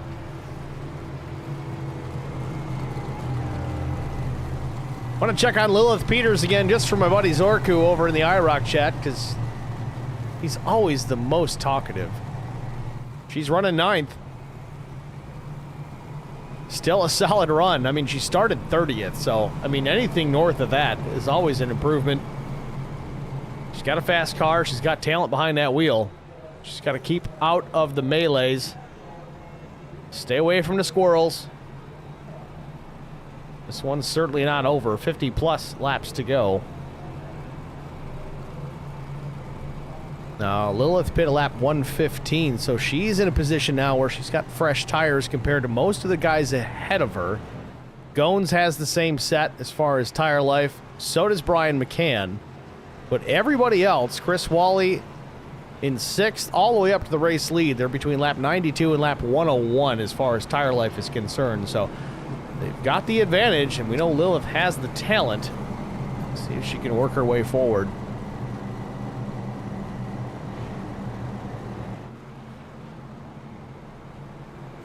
So half a lap away from green flag racing yet again. Working caution number 13. You'd think we're at Martinsville, but I don't know. I know it's been a caution fest, and I've said this once already, but it's been fun to watch. When they're out there racing, they're racing hard. Sometimes a little too hard, hence the cautions.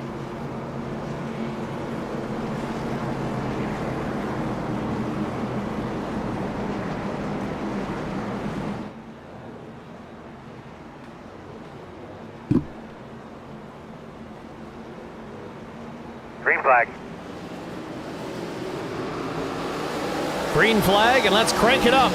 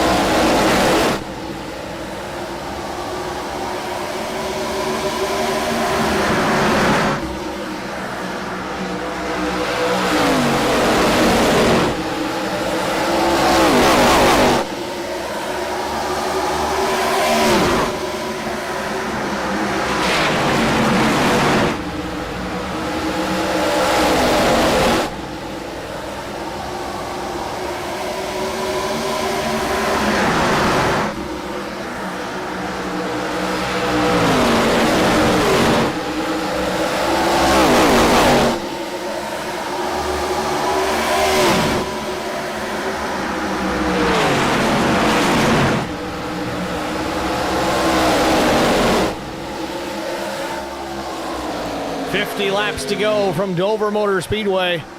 Evan Janik leads. Christian Strader, Jason Niles, just Brandon Mefford, and now Aaron Smith as he battles for the 5th position with Chris Wally.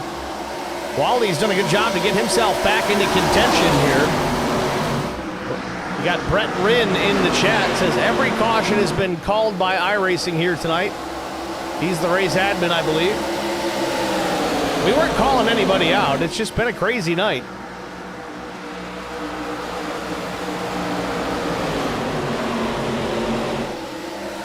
Aaron Smith now still battling with Chris Wally. Smith with a little bit fresher tires than the 51.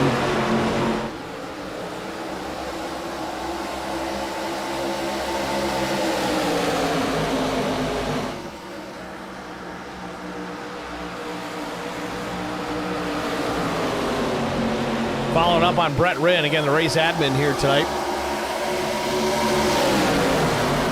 It's a tough place to call cautions. Again, with 40 cars, you got to kind of keep your eye on the whole thing. It's not an easy job. But lucky for him, he really hasn't had to do much with it because iRacing has beat him to the punch. So far, so good tonight. They're all legit. I don't think I've seen a single yellow that made me scratch my head.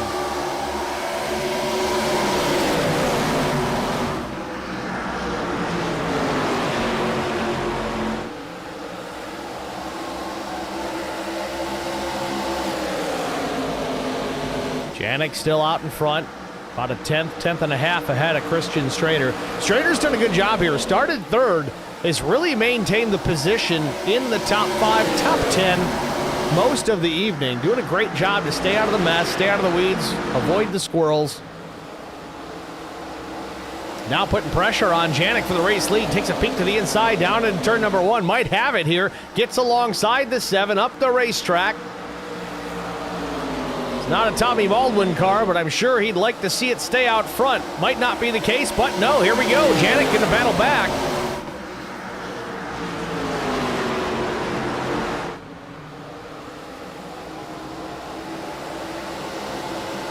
What a mess here. Somebody down in the apron to avoid. That was the 23 machine of Shane Haas. Managed to go to the apron of the racetrack to avoid running somebody over. Great job. But it's still going to cost them, and they're 3 wide ahead with Neil Quick in the middle.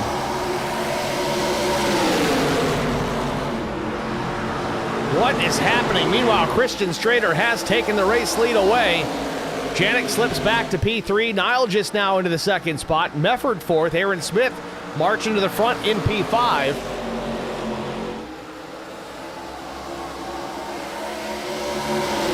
Lilith Peters into the 9th spot, still in the top 10. Gotta have faith, Zorku. Gotta have faith.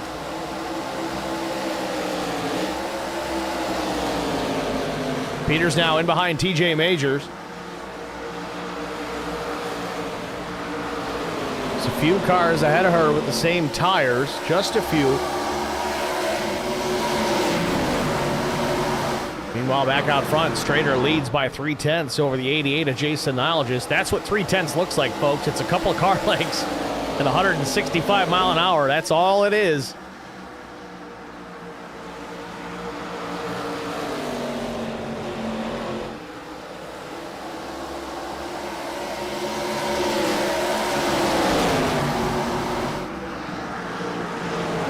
Aaron Smith falling back to about the 7th position, was as high as 5th just a few laps ago.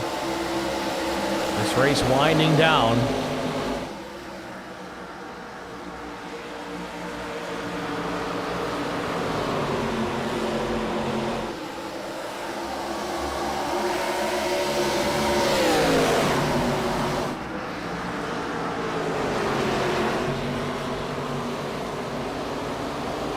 Janik with a run, crossover looking to happen here. No, stays to the back bumper of Johnston. Didn't have enough momentum to carry that into the corner. Now Aaron Smith will try and take advantage.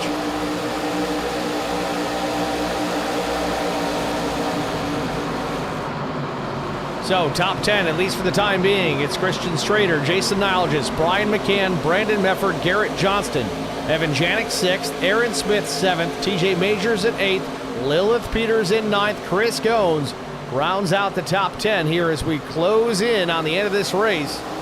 Lots can happen. Plenty of laps to go for chaos to ensue. Smith gets to the inside of Janik here. Will take the spot away. Move Aaron Smith up into P6.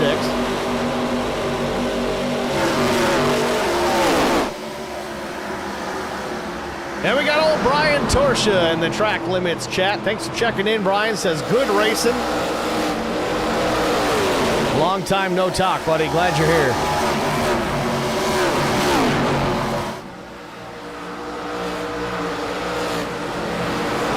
Back out front, McCann has reeled in Strader. McCann up to the second spot. Now, McCann, pit stop, lap 115, Strader, lap 92, and the caution comes out. Give me your 10th there, bud. 14th yellow of the night. Again, ignore the timing tower. It's wrong. Not sure who's involved in this. It may be, I want to say Josh Mears just because of where he's at, but it could have been Mormon and Poleski. Let's take a look. Indeed, that's the case. Back it up a little further and see how this one unfolded. Good battle there. Mormon on the outside in the 63. Poleski on the bottom, the 93. They've been kind of near each other quite a bit tonight. Both drivers coming up just slightly. They avoid contact there just a touch. Again, this is turn 4, it appears. Just out of room. Poleski tried to come up. Mormon was there. Sorku in the chat on the IROC TV side literally just said, we finally got some green flag racing. Come on. Make yourself a drink, Sorku. It helps. I'm telling you, it helps. I know I make jokes, but honestly, you got to admit, Zorku, tell me it hasn't been good racing, at least when we're green. I know we haven't had a real long stretch of green. That was probably our longest of the night, but it's been great to watch when they're out there at speed. There's a lot of guys out there. There's a lot of opportunity for a mistake, and if one guy does it, it's hard to avoid, especially at a place like Dover.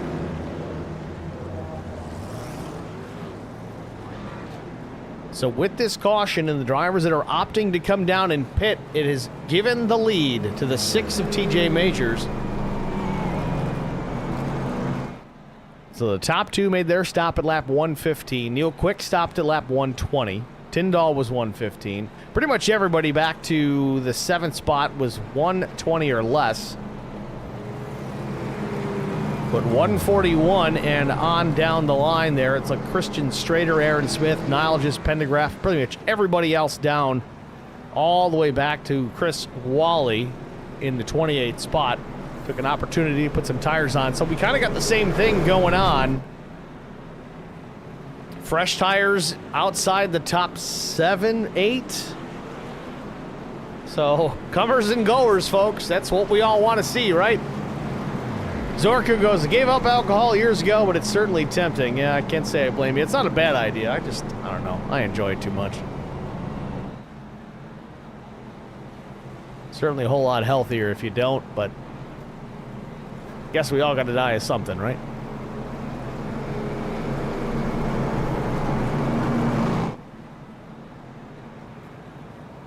So this is something I've kind of been looking forward to. Years back, I think during the COVID times, I was running in the Western New York, I think it's Western New York iRacers League, and it was, I think it was tour-type modifieds. Not going. Bunch of guys from this way running modifieds and iRacing, and TJ Majors was one of them, racing against guys on the tour. I mean, TJ's a spotter, right? And he's wiping the floor with those guys, myself included. I ran about 3 races, and I'm like, yeah, I am not fast enough to run with these guys. Cannot do it. So here I sit behind the microphone instead of the steering wheel. I think Emmerling was in that one. Maybe some of the leadies.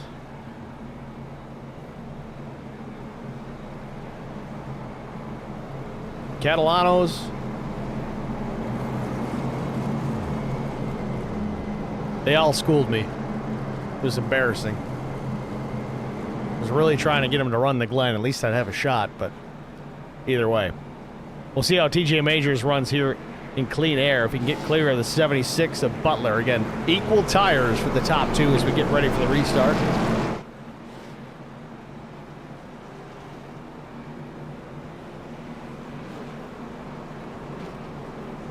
"31 laps remaining as we get ready to take the green flag.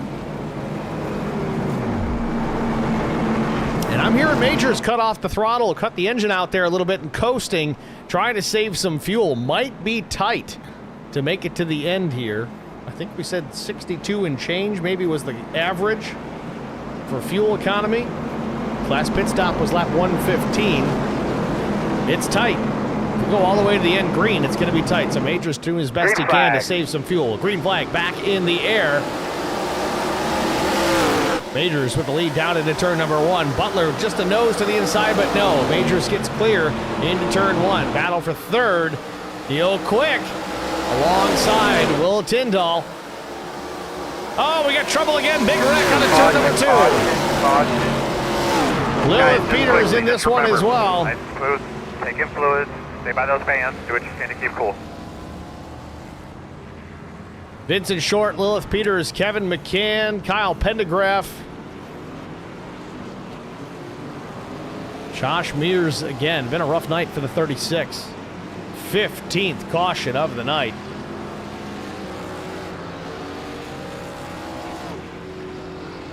Zorko, I know you said it was tempting, but don't do it, buddy. Just stay on the wagon, man.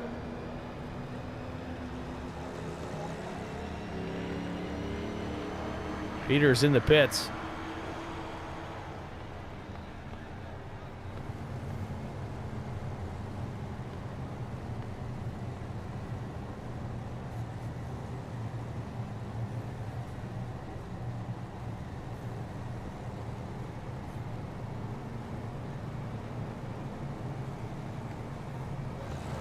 Lilith Peters still in the pit box here. Left front damage still showing. Unfortunately, the one will go down a lap here as the leaders cross start finish.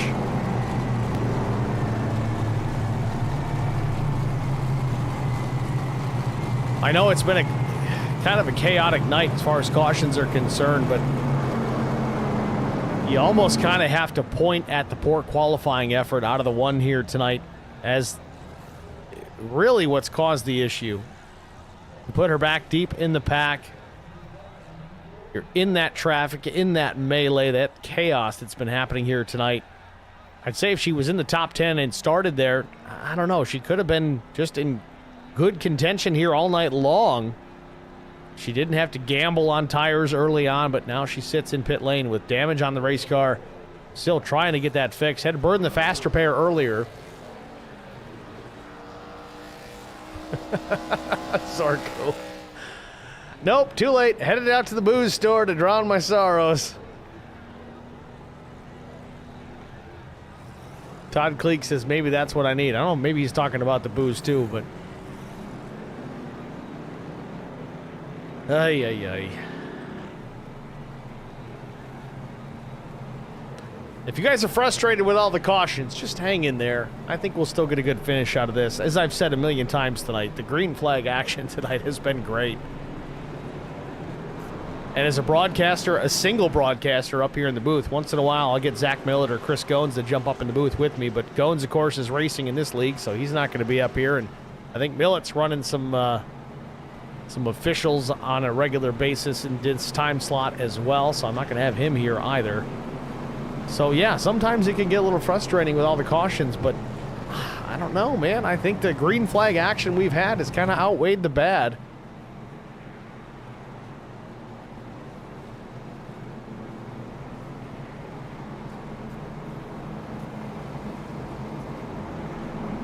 Well, we're doubled up, ready to go.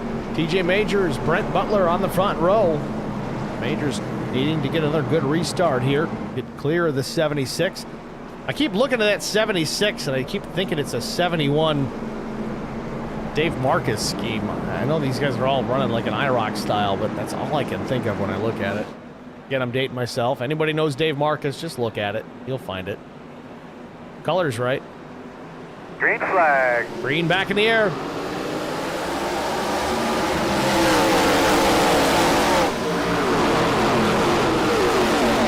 Majors gets clear. Now into the second spot. Neil Quick side by side with Butler.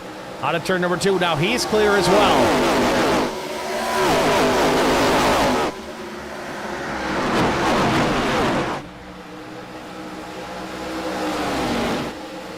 Off of 4, Majors continues to lead. Neil Quick in the second spot. Tyndall, Nilgis, Butler the top 5. Now Tyndall attacking the 2 of Neil Quick for the second spot.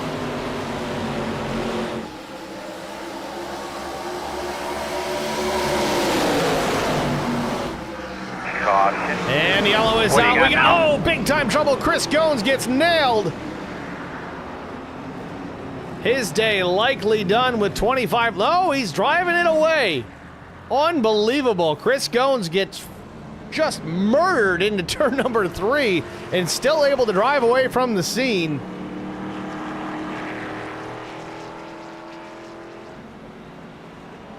Let's take a look. Brandon Mefford contact with Nuke Quick, gets him crossed up in front of Goins. Looked like just a lazy slide, but as we said, self-cleaning racetrack. Down the banking he goes. He gets nailed by Chris Mefford.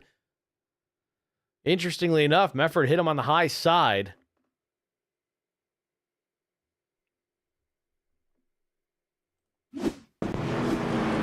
Caution number 16 here at Dover. What a mess.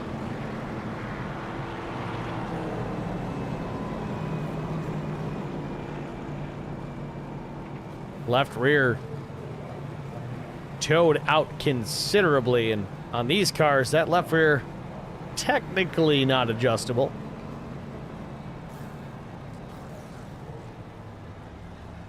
See if Goins still has the fast repair. There it is. Fast repair for Chris Goins.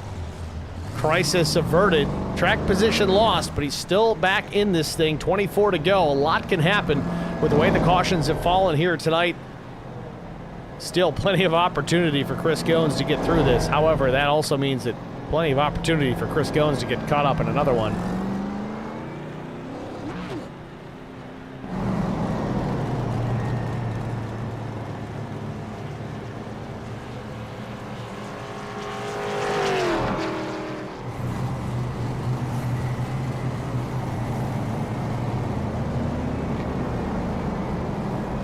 While we're under caution, again, haven't had a chance to do this. We've had plenty of chances. I just haven't done it. Got to thank the sponsors tonight: RS12 Motorsports, Coles County Speedway, R&R Racewear, Anything EC, Sparkle and Shine Mobile Detailing, 3 Wide with DJG, Charity Motorsports, Supreme 3D Printing, Spartan Transportation LLC, Premier Racing Setups, and Care for Kids.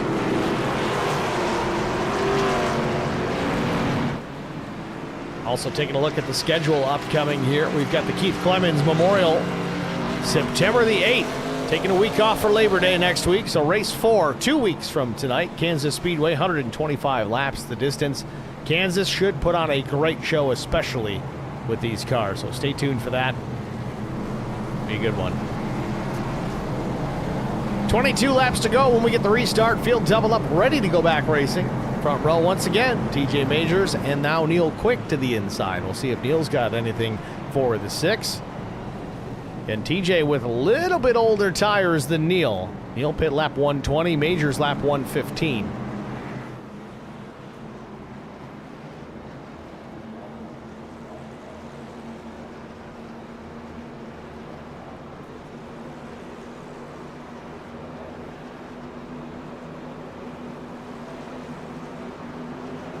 Green flag.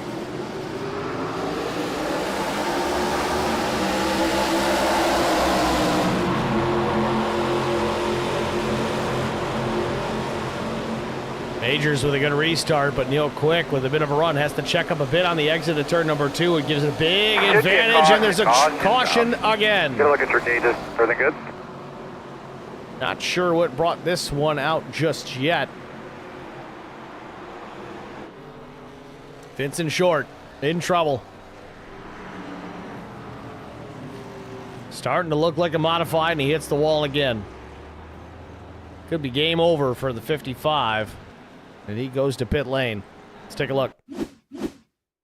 Already in action here. Let's see. So Vince was slow on the restart, goes to the bottom of the racetrack. He might already have a problem here, and it's the 12. Schofield gets clipped. Back up the racetrack. Beer's in it again. Been a tough night for the 36 as well.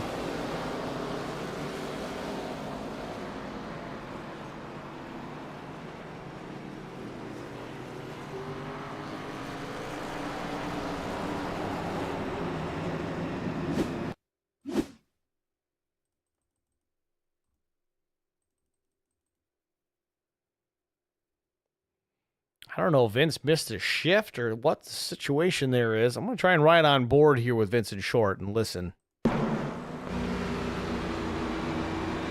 This was coming to green.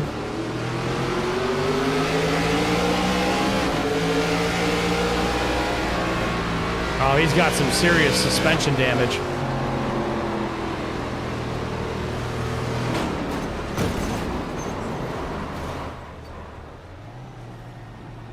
Yeah, so coming to green, Short had a problem in the suspension. It just would not turn. I think he picked up on it pretty quick.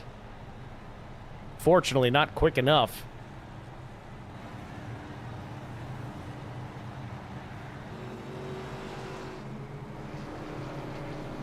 So caution number 17 here at Dover.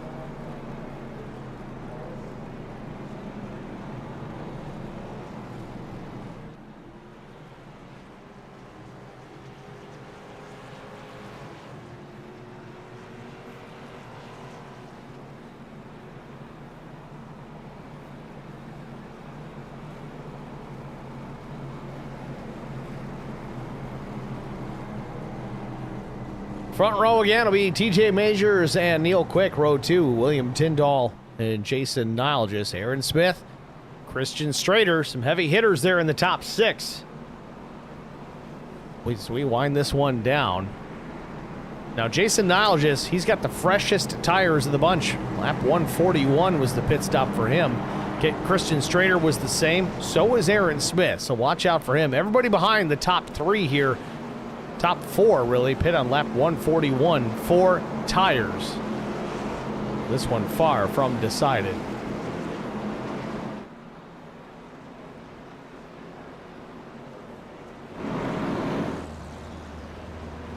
Green flag.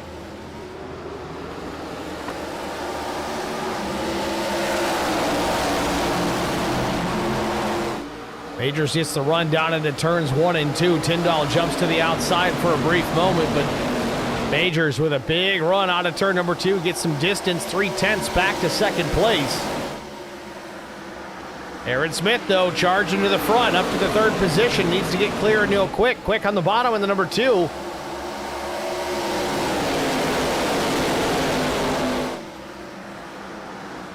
Oh, trouble! Neil Quick goes around. Caution. Okay, quickly tell me what you think you had there.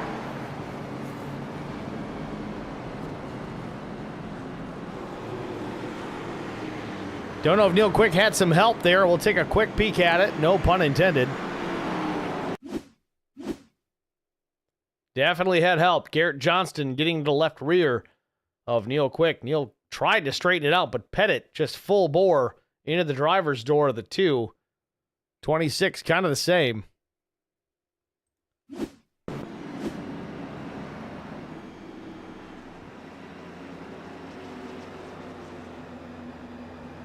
So we're going to step aside briefly here, get a break out of the way. We'll be back with the restart and likely the conclusion after this. Stay with us.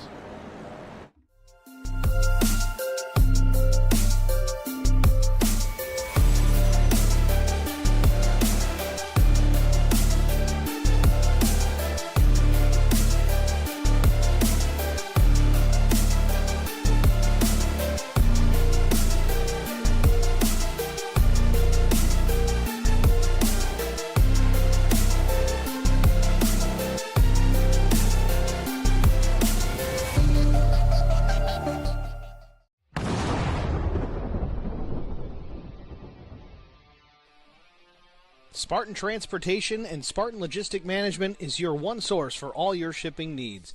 53-foot dry van shipments, auto transport shipments, full-service in-house brokerage, drop lot facilities, just-in-time deliveries to all auto manufacturers, facilities in St. Louis, Missouri, Kansas City, Missouri, and Indianapolis, Indiana. Spartan Logistics LLC, proud sponsor of the IROC Series, Kyle Steffens UMP Modified and Silver Crown Driver, and Gordy Gundaker, World of Outlaws late model. Visit us at spartan-logistics.net or find us on Facebook.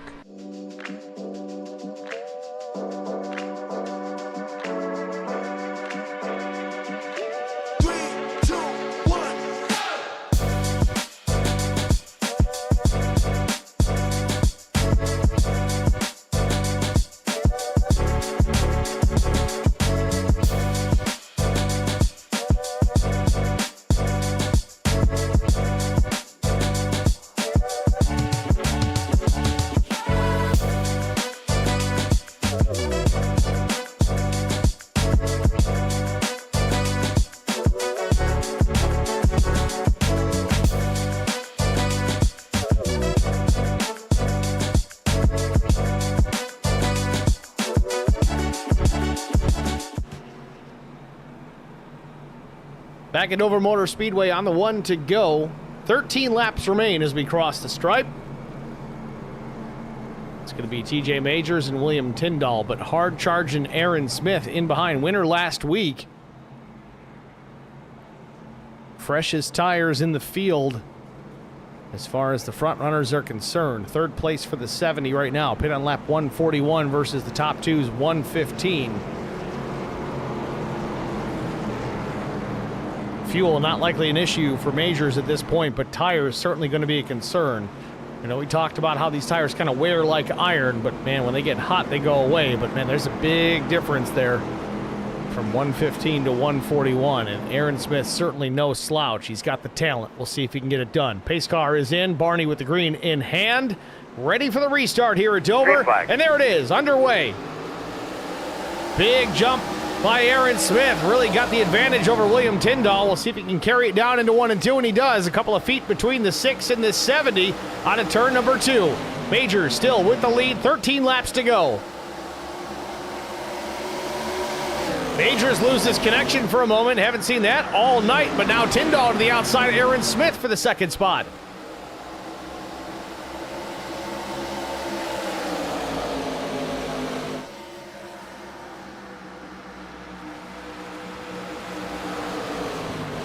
Majors with the lead, a couple of feet separating himself and Aaron Smith. Smith jumps to the inside. Majors throws the block into turn number 3, but now Smith has the outside lane. Can Majors get clear and block the run? Looks like so far so good. Side by side for second. Yet again, Tyndall not willing to go away. Yellow's out. And yellow flag again. Can you see the pit sign now, or is it get more acclimated to it, or is it still difficult? Chris Wally and Neil Quick involved in this one. Pace car kills Wally again.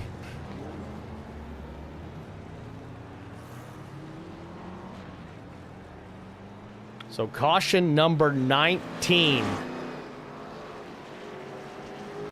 Let's back it up a little further here.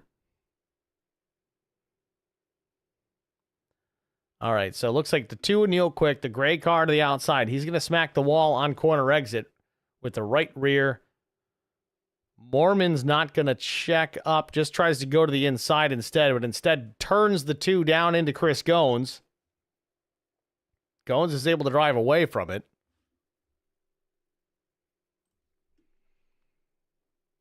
Chris Wally gets into this. Shane Haas is a part of it as well. Looks like the 26 is going to get a big chunk also. That's Peter Ruzick.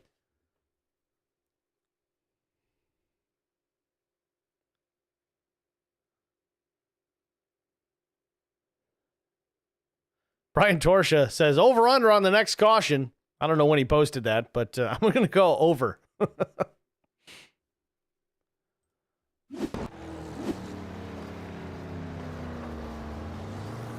So with 9 laps to go, TJ Majors still leads. Again, I don't see Majors coming to pit lane for any reason at this point. I don't think fuel is an issue.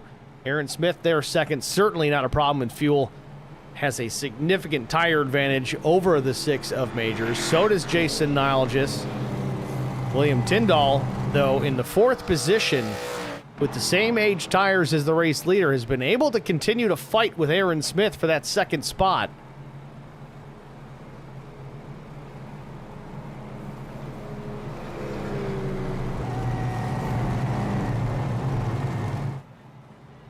Zorku in the chat says, the pace car made me think it was about to see the 51 get T-boned. That said, can these people chill out for 5 laps? We're approaching 20 cautions. Yeah, I get it, man. It's a tough place.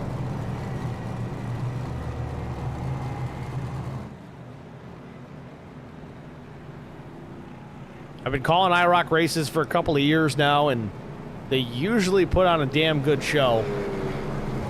Getting a lot of talent out there. They don't usually turn a lot of people away, which I don't want them to. You know, you got to gain your experience somewhere, and in this case, it's IROC. If you put 40 cars out in a real life IROC field, I think you, or not IROC, ARCA field, you might have the same results. Brett Rinn, though, in the chat, he's the race admin in IROC. Says they've changed the restart procedure to single file.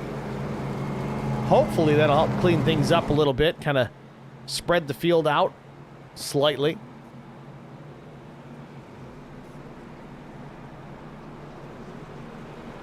Chris Goen says the pace cars led the most laps. Certainly make Elmo Langley proud. Yes, I'm dating myself again. Leave me alone.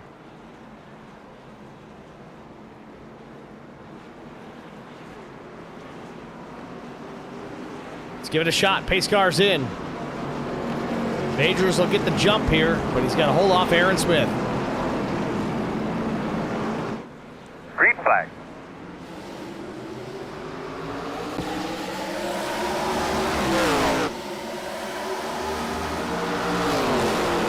Good timing by Aaron Smith. Looking to the outside for the race lead, but not enough just yet. But he has a run. Up the racetrack goes Majors. To the inside goes Aaron Smith. Down into turn 3 for the race lead with 6.5 laps to go. Jason Nilgis hunting the top 2 as he rides in behind. Aaron Smith may have the lead out of turn number 4. Car in the wall, but keeps it straight for now. Still side by side. Majors with the lead into 1 and 2. Majors pinches Aaron Smith down, exit of turn number 2, continues to lead this race. Nilgis, though, trying to go to the front himself. Now alongside Aaron Smith, Majors hangs on to the top spot. Coming to 5 laps to go. Can he hang on for 5 more miles? 2/10 the advantage for TJ Majors. Now Jason Nilgis way up the racetrack. Not going to be a factor with Aaron Smith, at least for the time being. Garrett Johnston now into the 3rd spot. Trouble on a turn number 2. Caution. Save. Brent Butler and Steve Durbin involved in this. Caution for the 20th time here in Dover.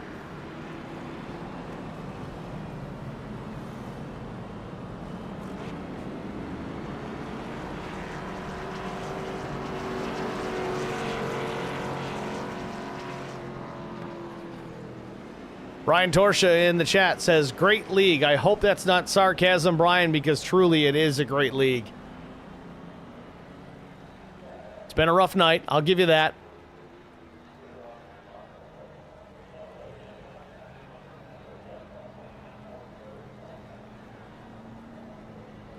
Now, this may send us to an overtime finish here in Dover.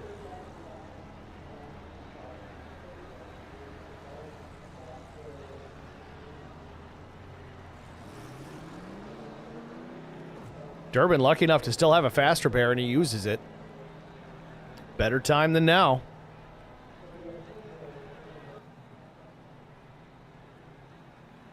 So I think the key to this is two things. It's twofold. TJ Majors needs to hold off Aaron Smith and get a good jump on this next restart, because it does seem that once he's out front, he's okay. He's got the pace. He shares the fast lap with Aaron Smith, 23.88. Not the fastest of the race, but the fastest amongst the top two. Garrett Johnston's fast lap, 23.73 of the night. Brandon Mefford, though, back in fifth with a 68. Further down the line, Christian Strader, fast lap 23.61. I believe that is the fast lap of the race.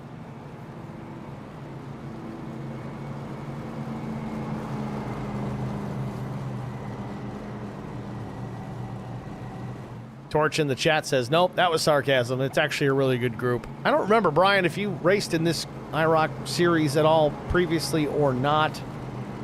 I mean, I've raced a season with them in the trucks back in the day. It's a good group. They've been around a while. I think it's season 10. You don't bring 40 cars to a league race. I mean, this is race 3 of the season. I know we'll probably lose some guys before it's all said and done, but 40-car field is certainly impressive. We had 41 here tonight to start things off. Chris Wally does a nice job with this series. He really does. Again, Chris Wally, NASCAR official. Part-time, but we won't hold it against him.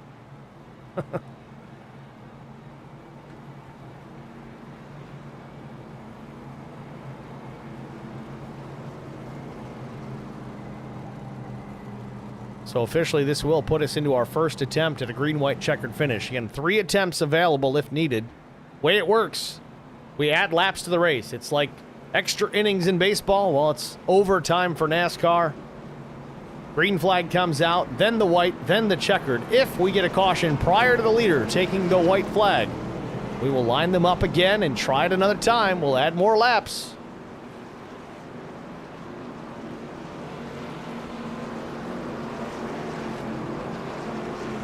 And I got to admit, 20 cautions here at Dover doesn't feel as bad as 15 at Martinsville. I don't know why.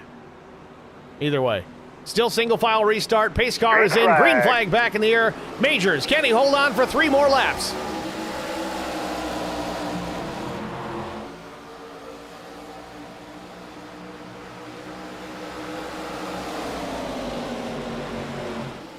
Majors with a good restart, holds the top spot. Aaron Smith takes a peek, swaps lanes, goes to the top side into 3.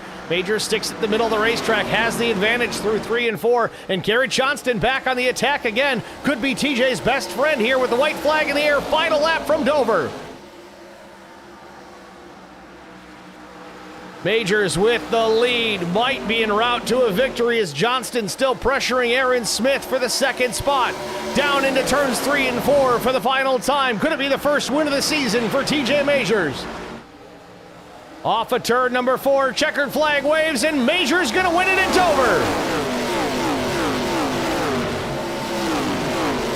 Second place, Aaron Smith. Garrett Johnston will come home in the 3rd spot.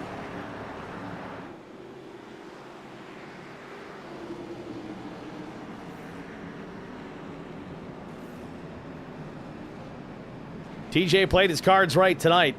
Had to save some fuel, had the cautions to help him do just that. Had the tire disadvantage late in this race, had to hold off Aaron Smith a couple of times in the restart zone. Got it done here at Dover.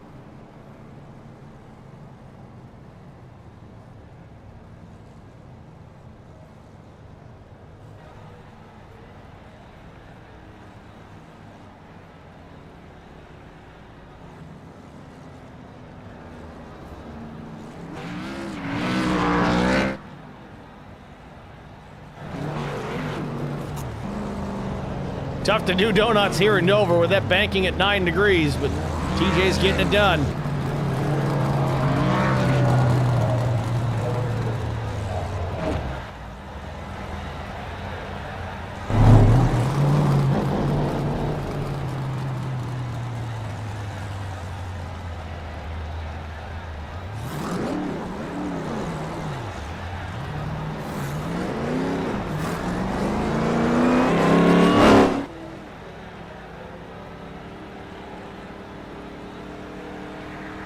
Saved enough to do a victory lap.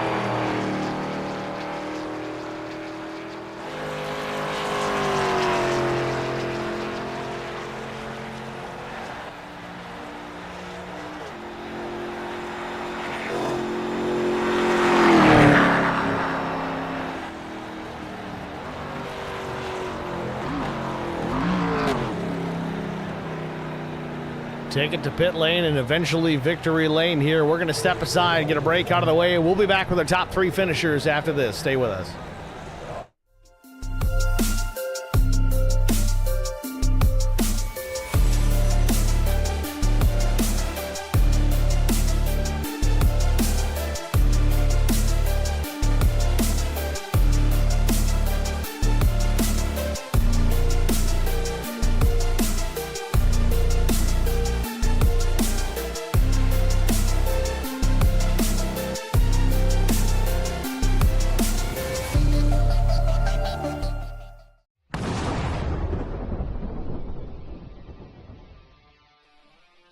Spartan Transportation and Spartan Logistic Management is your one source for all your shipping needs. 53-foot dry van shipments, auto transport shipments, full-service in-house brokerage, drop lot facilities, just-in-time deliveries to all auto manufacturers, facilities in St. Louis, Missouri, Kansas City, Missouri, and Indianapolis, Indiana. Spartan Logistics LLC, proud sponsor of the IROC Series, Kyle Steffens UMP Modified and Silver Crown Driver, and Gordy Gundaker, World of Outlaws late model. Visit us at spartan-logistics.net or find us on Facebook.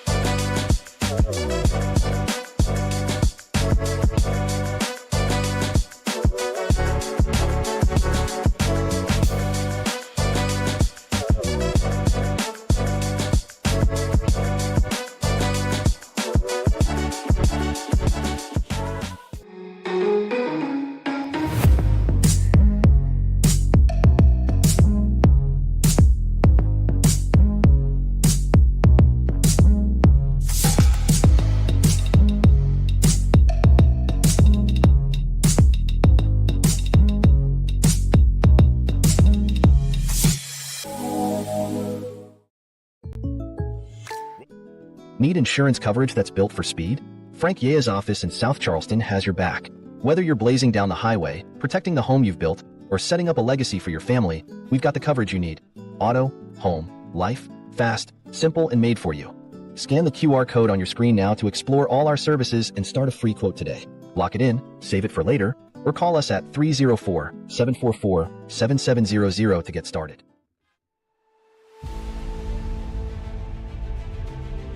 Back at Dover Motor Speedway, race 3 in the books, the Monster Mile 175. Presented by Johnston Timbers LLC. TJ Majors picking up the race win, first of the season here. Got it done early here this year. See if we can get a word with our race winner, the driver of the number 6 machine. We'll pull him up to the broadcast booth. Get a word with our race winner. TJ, it's Steve with Track Limits Network. You got a copy? Yeah, I got a copy on you. TJ, congratulations, man. An awesome run here tonight. Wasn't without some chaos there. You actually bent some fenders and some sheet metal here tonight, but fast repair got you back in this thing. Once you got out towards the front, really no looking back. You had to hold off Aaron Smith and Garrett Johnston on some old tires, but you got it done here at Dover. Walk us through your race. How'd you get it done?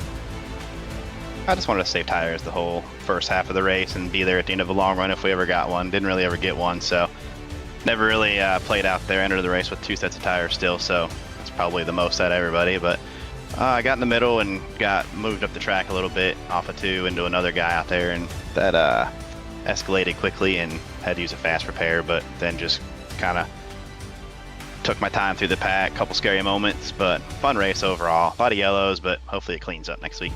Certainly a fun one to watch. We did have a ton of yellow flags here tonight, but the green flag action that we got to watch here tonight certainly worth the wait for the finish that we had this evening.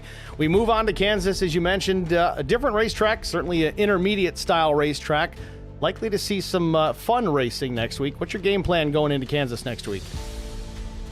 Save tires again, and hopefully a track position at the end. It's going to be a lot of similar stuff, and Kansas is a track you can wear your tires out as well, so just try to take care of the right front and maintain track position, and I don't know, try to be there at the end. I know there's going to be some yellows and some guys are going to slide up and try to put guys in bad spots, and I just gotta hopefully don't get caught up in that stuff. This front stretch is real wide there, and guys are going to dive all the way to the grass, and just like real life, so it'll be fun. It'll be entertaining, I'm sure.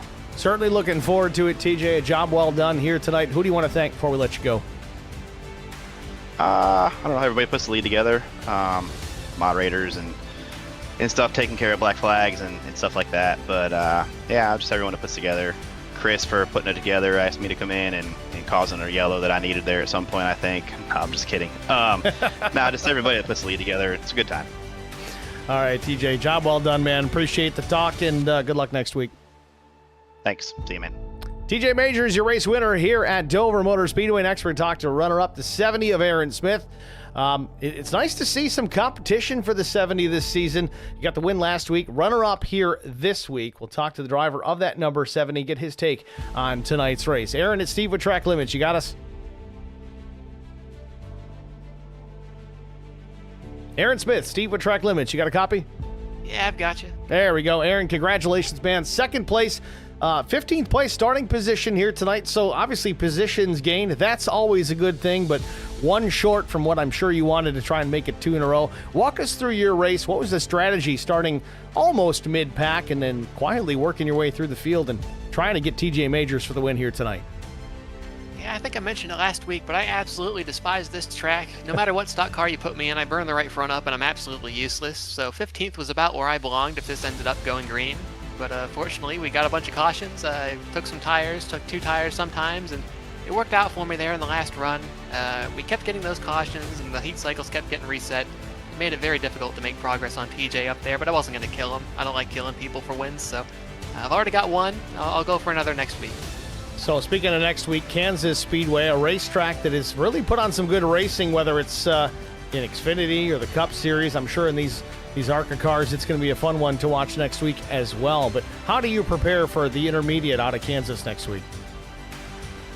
Well, I'm not too sure. That's not the kind of track you'd really see me practicing all that much. The thing about the cookie cutters is that the approach is about the exact same every one you go to. We have Vegas, we have Michigan, Atlanta, Charlotte, a lot of the same track over and over again.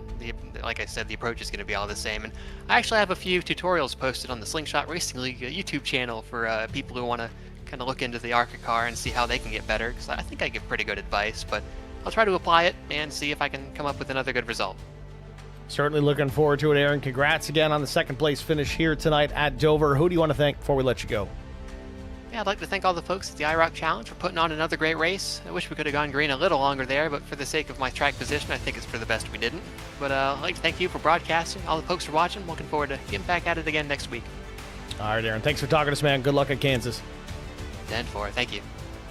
Aaron Smith, runner-up here at Dover. Next, it's Garrett Johnston, the third-place finisher in the 15. Man, I don't know where he came from. We didn't see a lot of him until the latter stages of this race, but, man, he came on strong. Certainly had something for Aaron Smith in the latter stages. Just wasn't quite enough to get that second spot, but third place, I'm sure he'll take it. We'll ask him about it here. We got him in the booth. Garrett, it's Steve with Track Limits. Do you got a copy? Yes, sir, I do. Garrett, congratulations, man. Fifth place finish. You run quick here in qualifying and really held on to it at the later stages of this race. Man, we saw you really putting the pressure on the 70 of Aaron Smith. Aside from putting the bumper to him there late, was there anything else you could have done to get around the 70 for that second spot? Oh, I think I was a little better on the long runs compared to a lot of people, and that was pretty much the strategy just from the get-go, is just try not burn your stuff up too quick. But as you and everyone else saw, we didn't really get a whole lot of long runs there at the end, so probably not. And I wasn't gonna move them. It's too early in the season to be making enemies like that. Well, nevertheless, you look strong out there. It was an impressive run here tonight at the Monster Mile. Looking forward now, a little more space, a little more room to work at Kansas Speedway. Cookie cutter, as Aaron Smith called it, intermediate racetrack at Kansas next week. How do you get ready? How do you plan the attack to maybe pick up the win a little bit better next week at Kansas?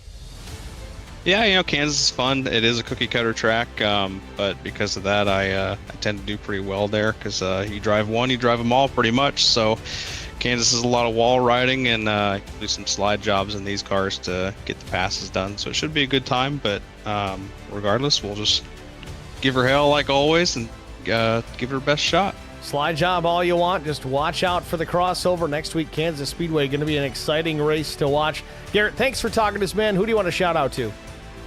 Yeah, thank you for doing this every week. It's always a great broadcast. Thanks to Chris Wally for putting all this on, and everyone who plays a part in it. All the sponsors that have sponsored the league and sponsor each race throughout the season. Shout out to everyone watching at home, Dad, Mom, Grandma, Aunt, etc. And we will see you guys next week. All right, Garrett. Well, thanks for talking to us, man. Good luck in Kansas. All right, thanks, sir. Garrett Johnston, your third place finisher here at the Monster Mile in Dover, Delaware. Let's take a look here. Before we get too deep into the woods, we got to thank the sponsors because we only did that once here tonight. RS12 Motorsports, Coles County Raceway, R&R Racewear, Anything EC, Sparkle and Shine Mobile Detailing, 3 Wide with DJG, Charity Motorsports, Supreme 3D Printing, Spartan Transportation, Premier Racing Setups, and Care for Kids. And it's Coles County's Speedway, not Raceway. Sorry, misspoke there. With that said, we'll take a look here at our race results. We talked to our top 3, TJ Majors, Aaron Smith, and Garrett Johnston. 4th place was Jason Nilgis, Brandon Mefford 5th, Evan Janik was 6th, Christian Strader was 7th, Chris Goins, 8th place finish. Thought he was done for, still a top 10 for the 38. 9th was Matt Mormond, Kevin McCann, Brian McCann 10th and 11th, Casey Bentz was 12th, William Tyndall 13th, Timmy Schofield 14th, Lilith Peters, man, no quitting her, she just stuck with it. Didn't quit. 15th place finish for the one. She had a shot at a top 5 or better tonight for sure. Chris Wally was 16th. Philip, hang on, I got the pronunciation here. Chartier? Maybe it's Chartier? Chartier? I don't know. I'm still screwing it up. But either way, we're getting close. He said the way I was doing it before was fine. He finishes in the 17th spot. Zach Kleek was 18th. Kyle Pendergraph was 19th. Steve Durbin comes home in the 20th position. 21st was Shane Haas. 22nd, Peter Ruzick. 23rd, James Pileski. Adam Pettit was 24th. Nuke Quick, 25th. 26th, Brent Butler. 27th, Neil Quick. Larry Bruner, 28th. Vincent Short was 29th. Matt Kopp, 30th. 31st, Chris Mefford. Jesse King, 32nd. Kyle Hardy, 33rd. Josh Mears, tough night for the 36th, finishes 34th. Kyle White, 35th. Adam Benefield, 36th. 37th, Todd Kleek. 38th, Chuck Sweeting. Mike Koch was 39th. Andrew Allen, 40th. And last but not least, didn't take a lap under green tonight, credited with the 41st spot, Brandon Leclerc.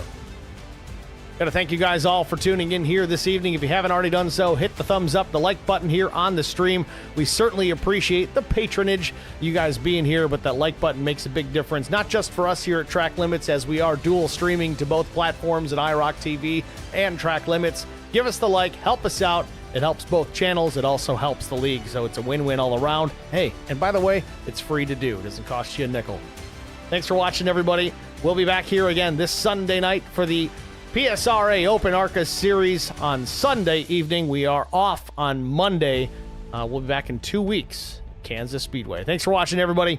Have a great night.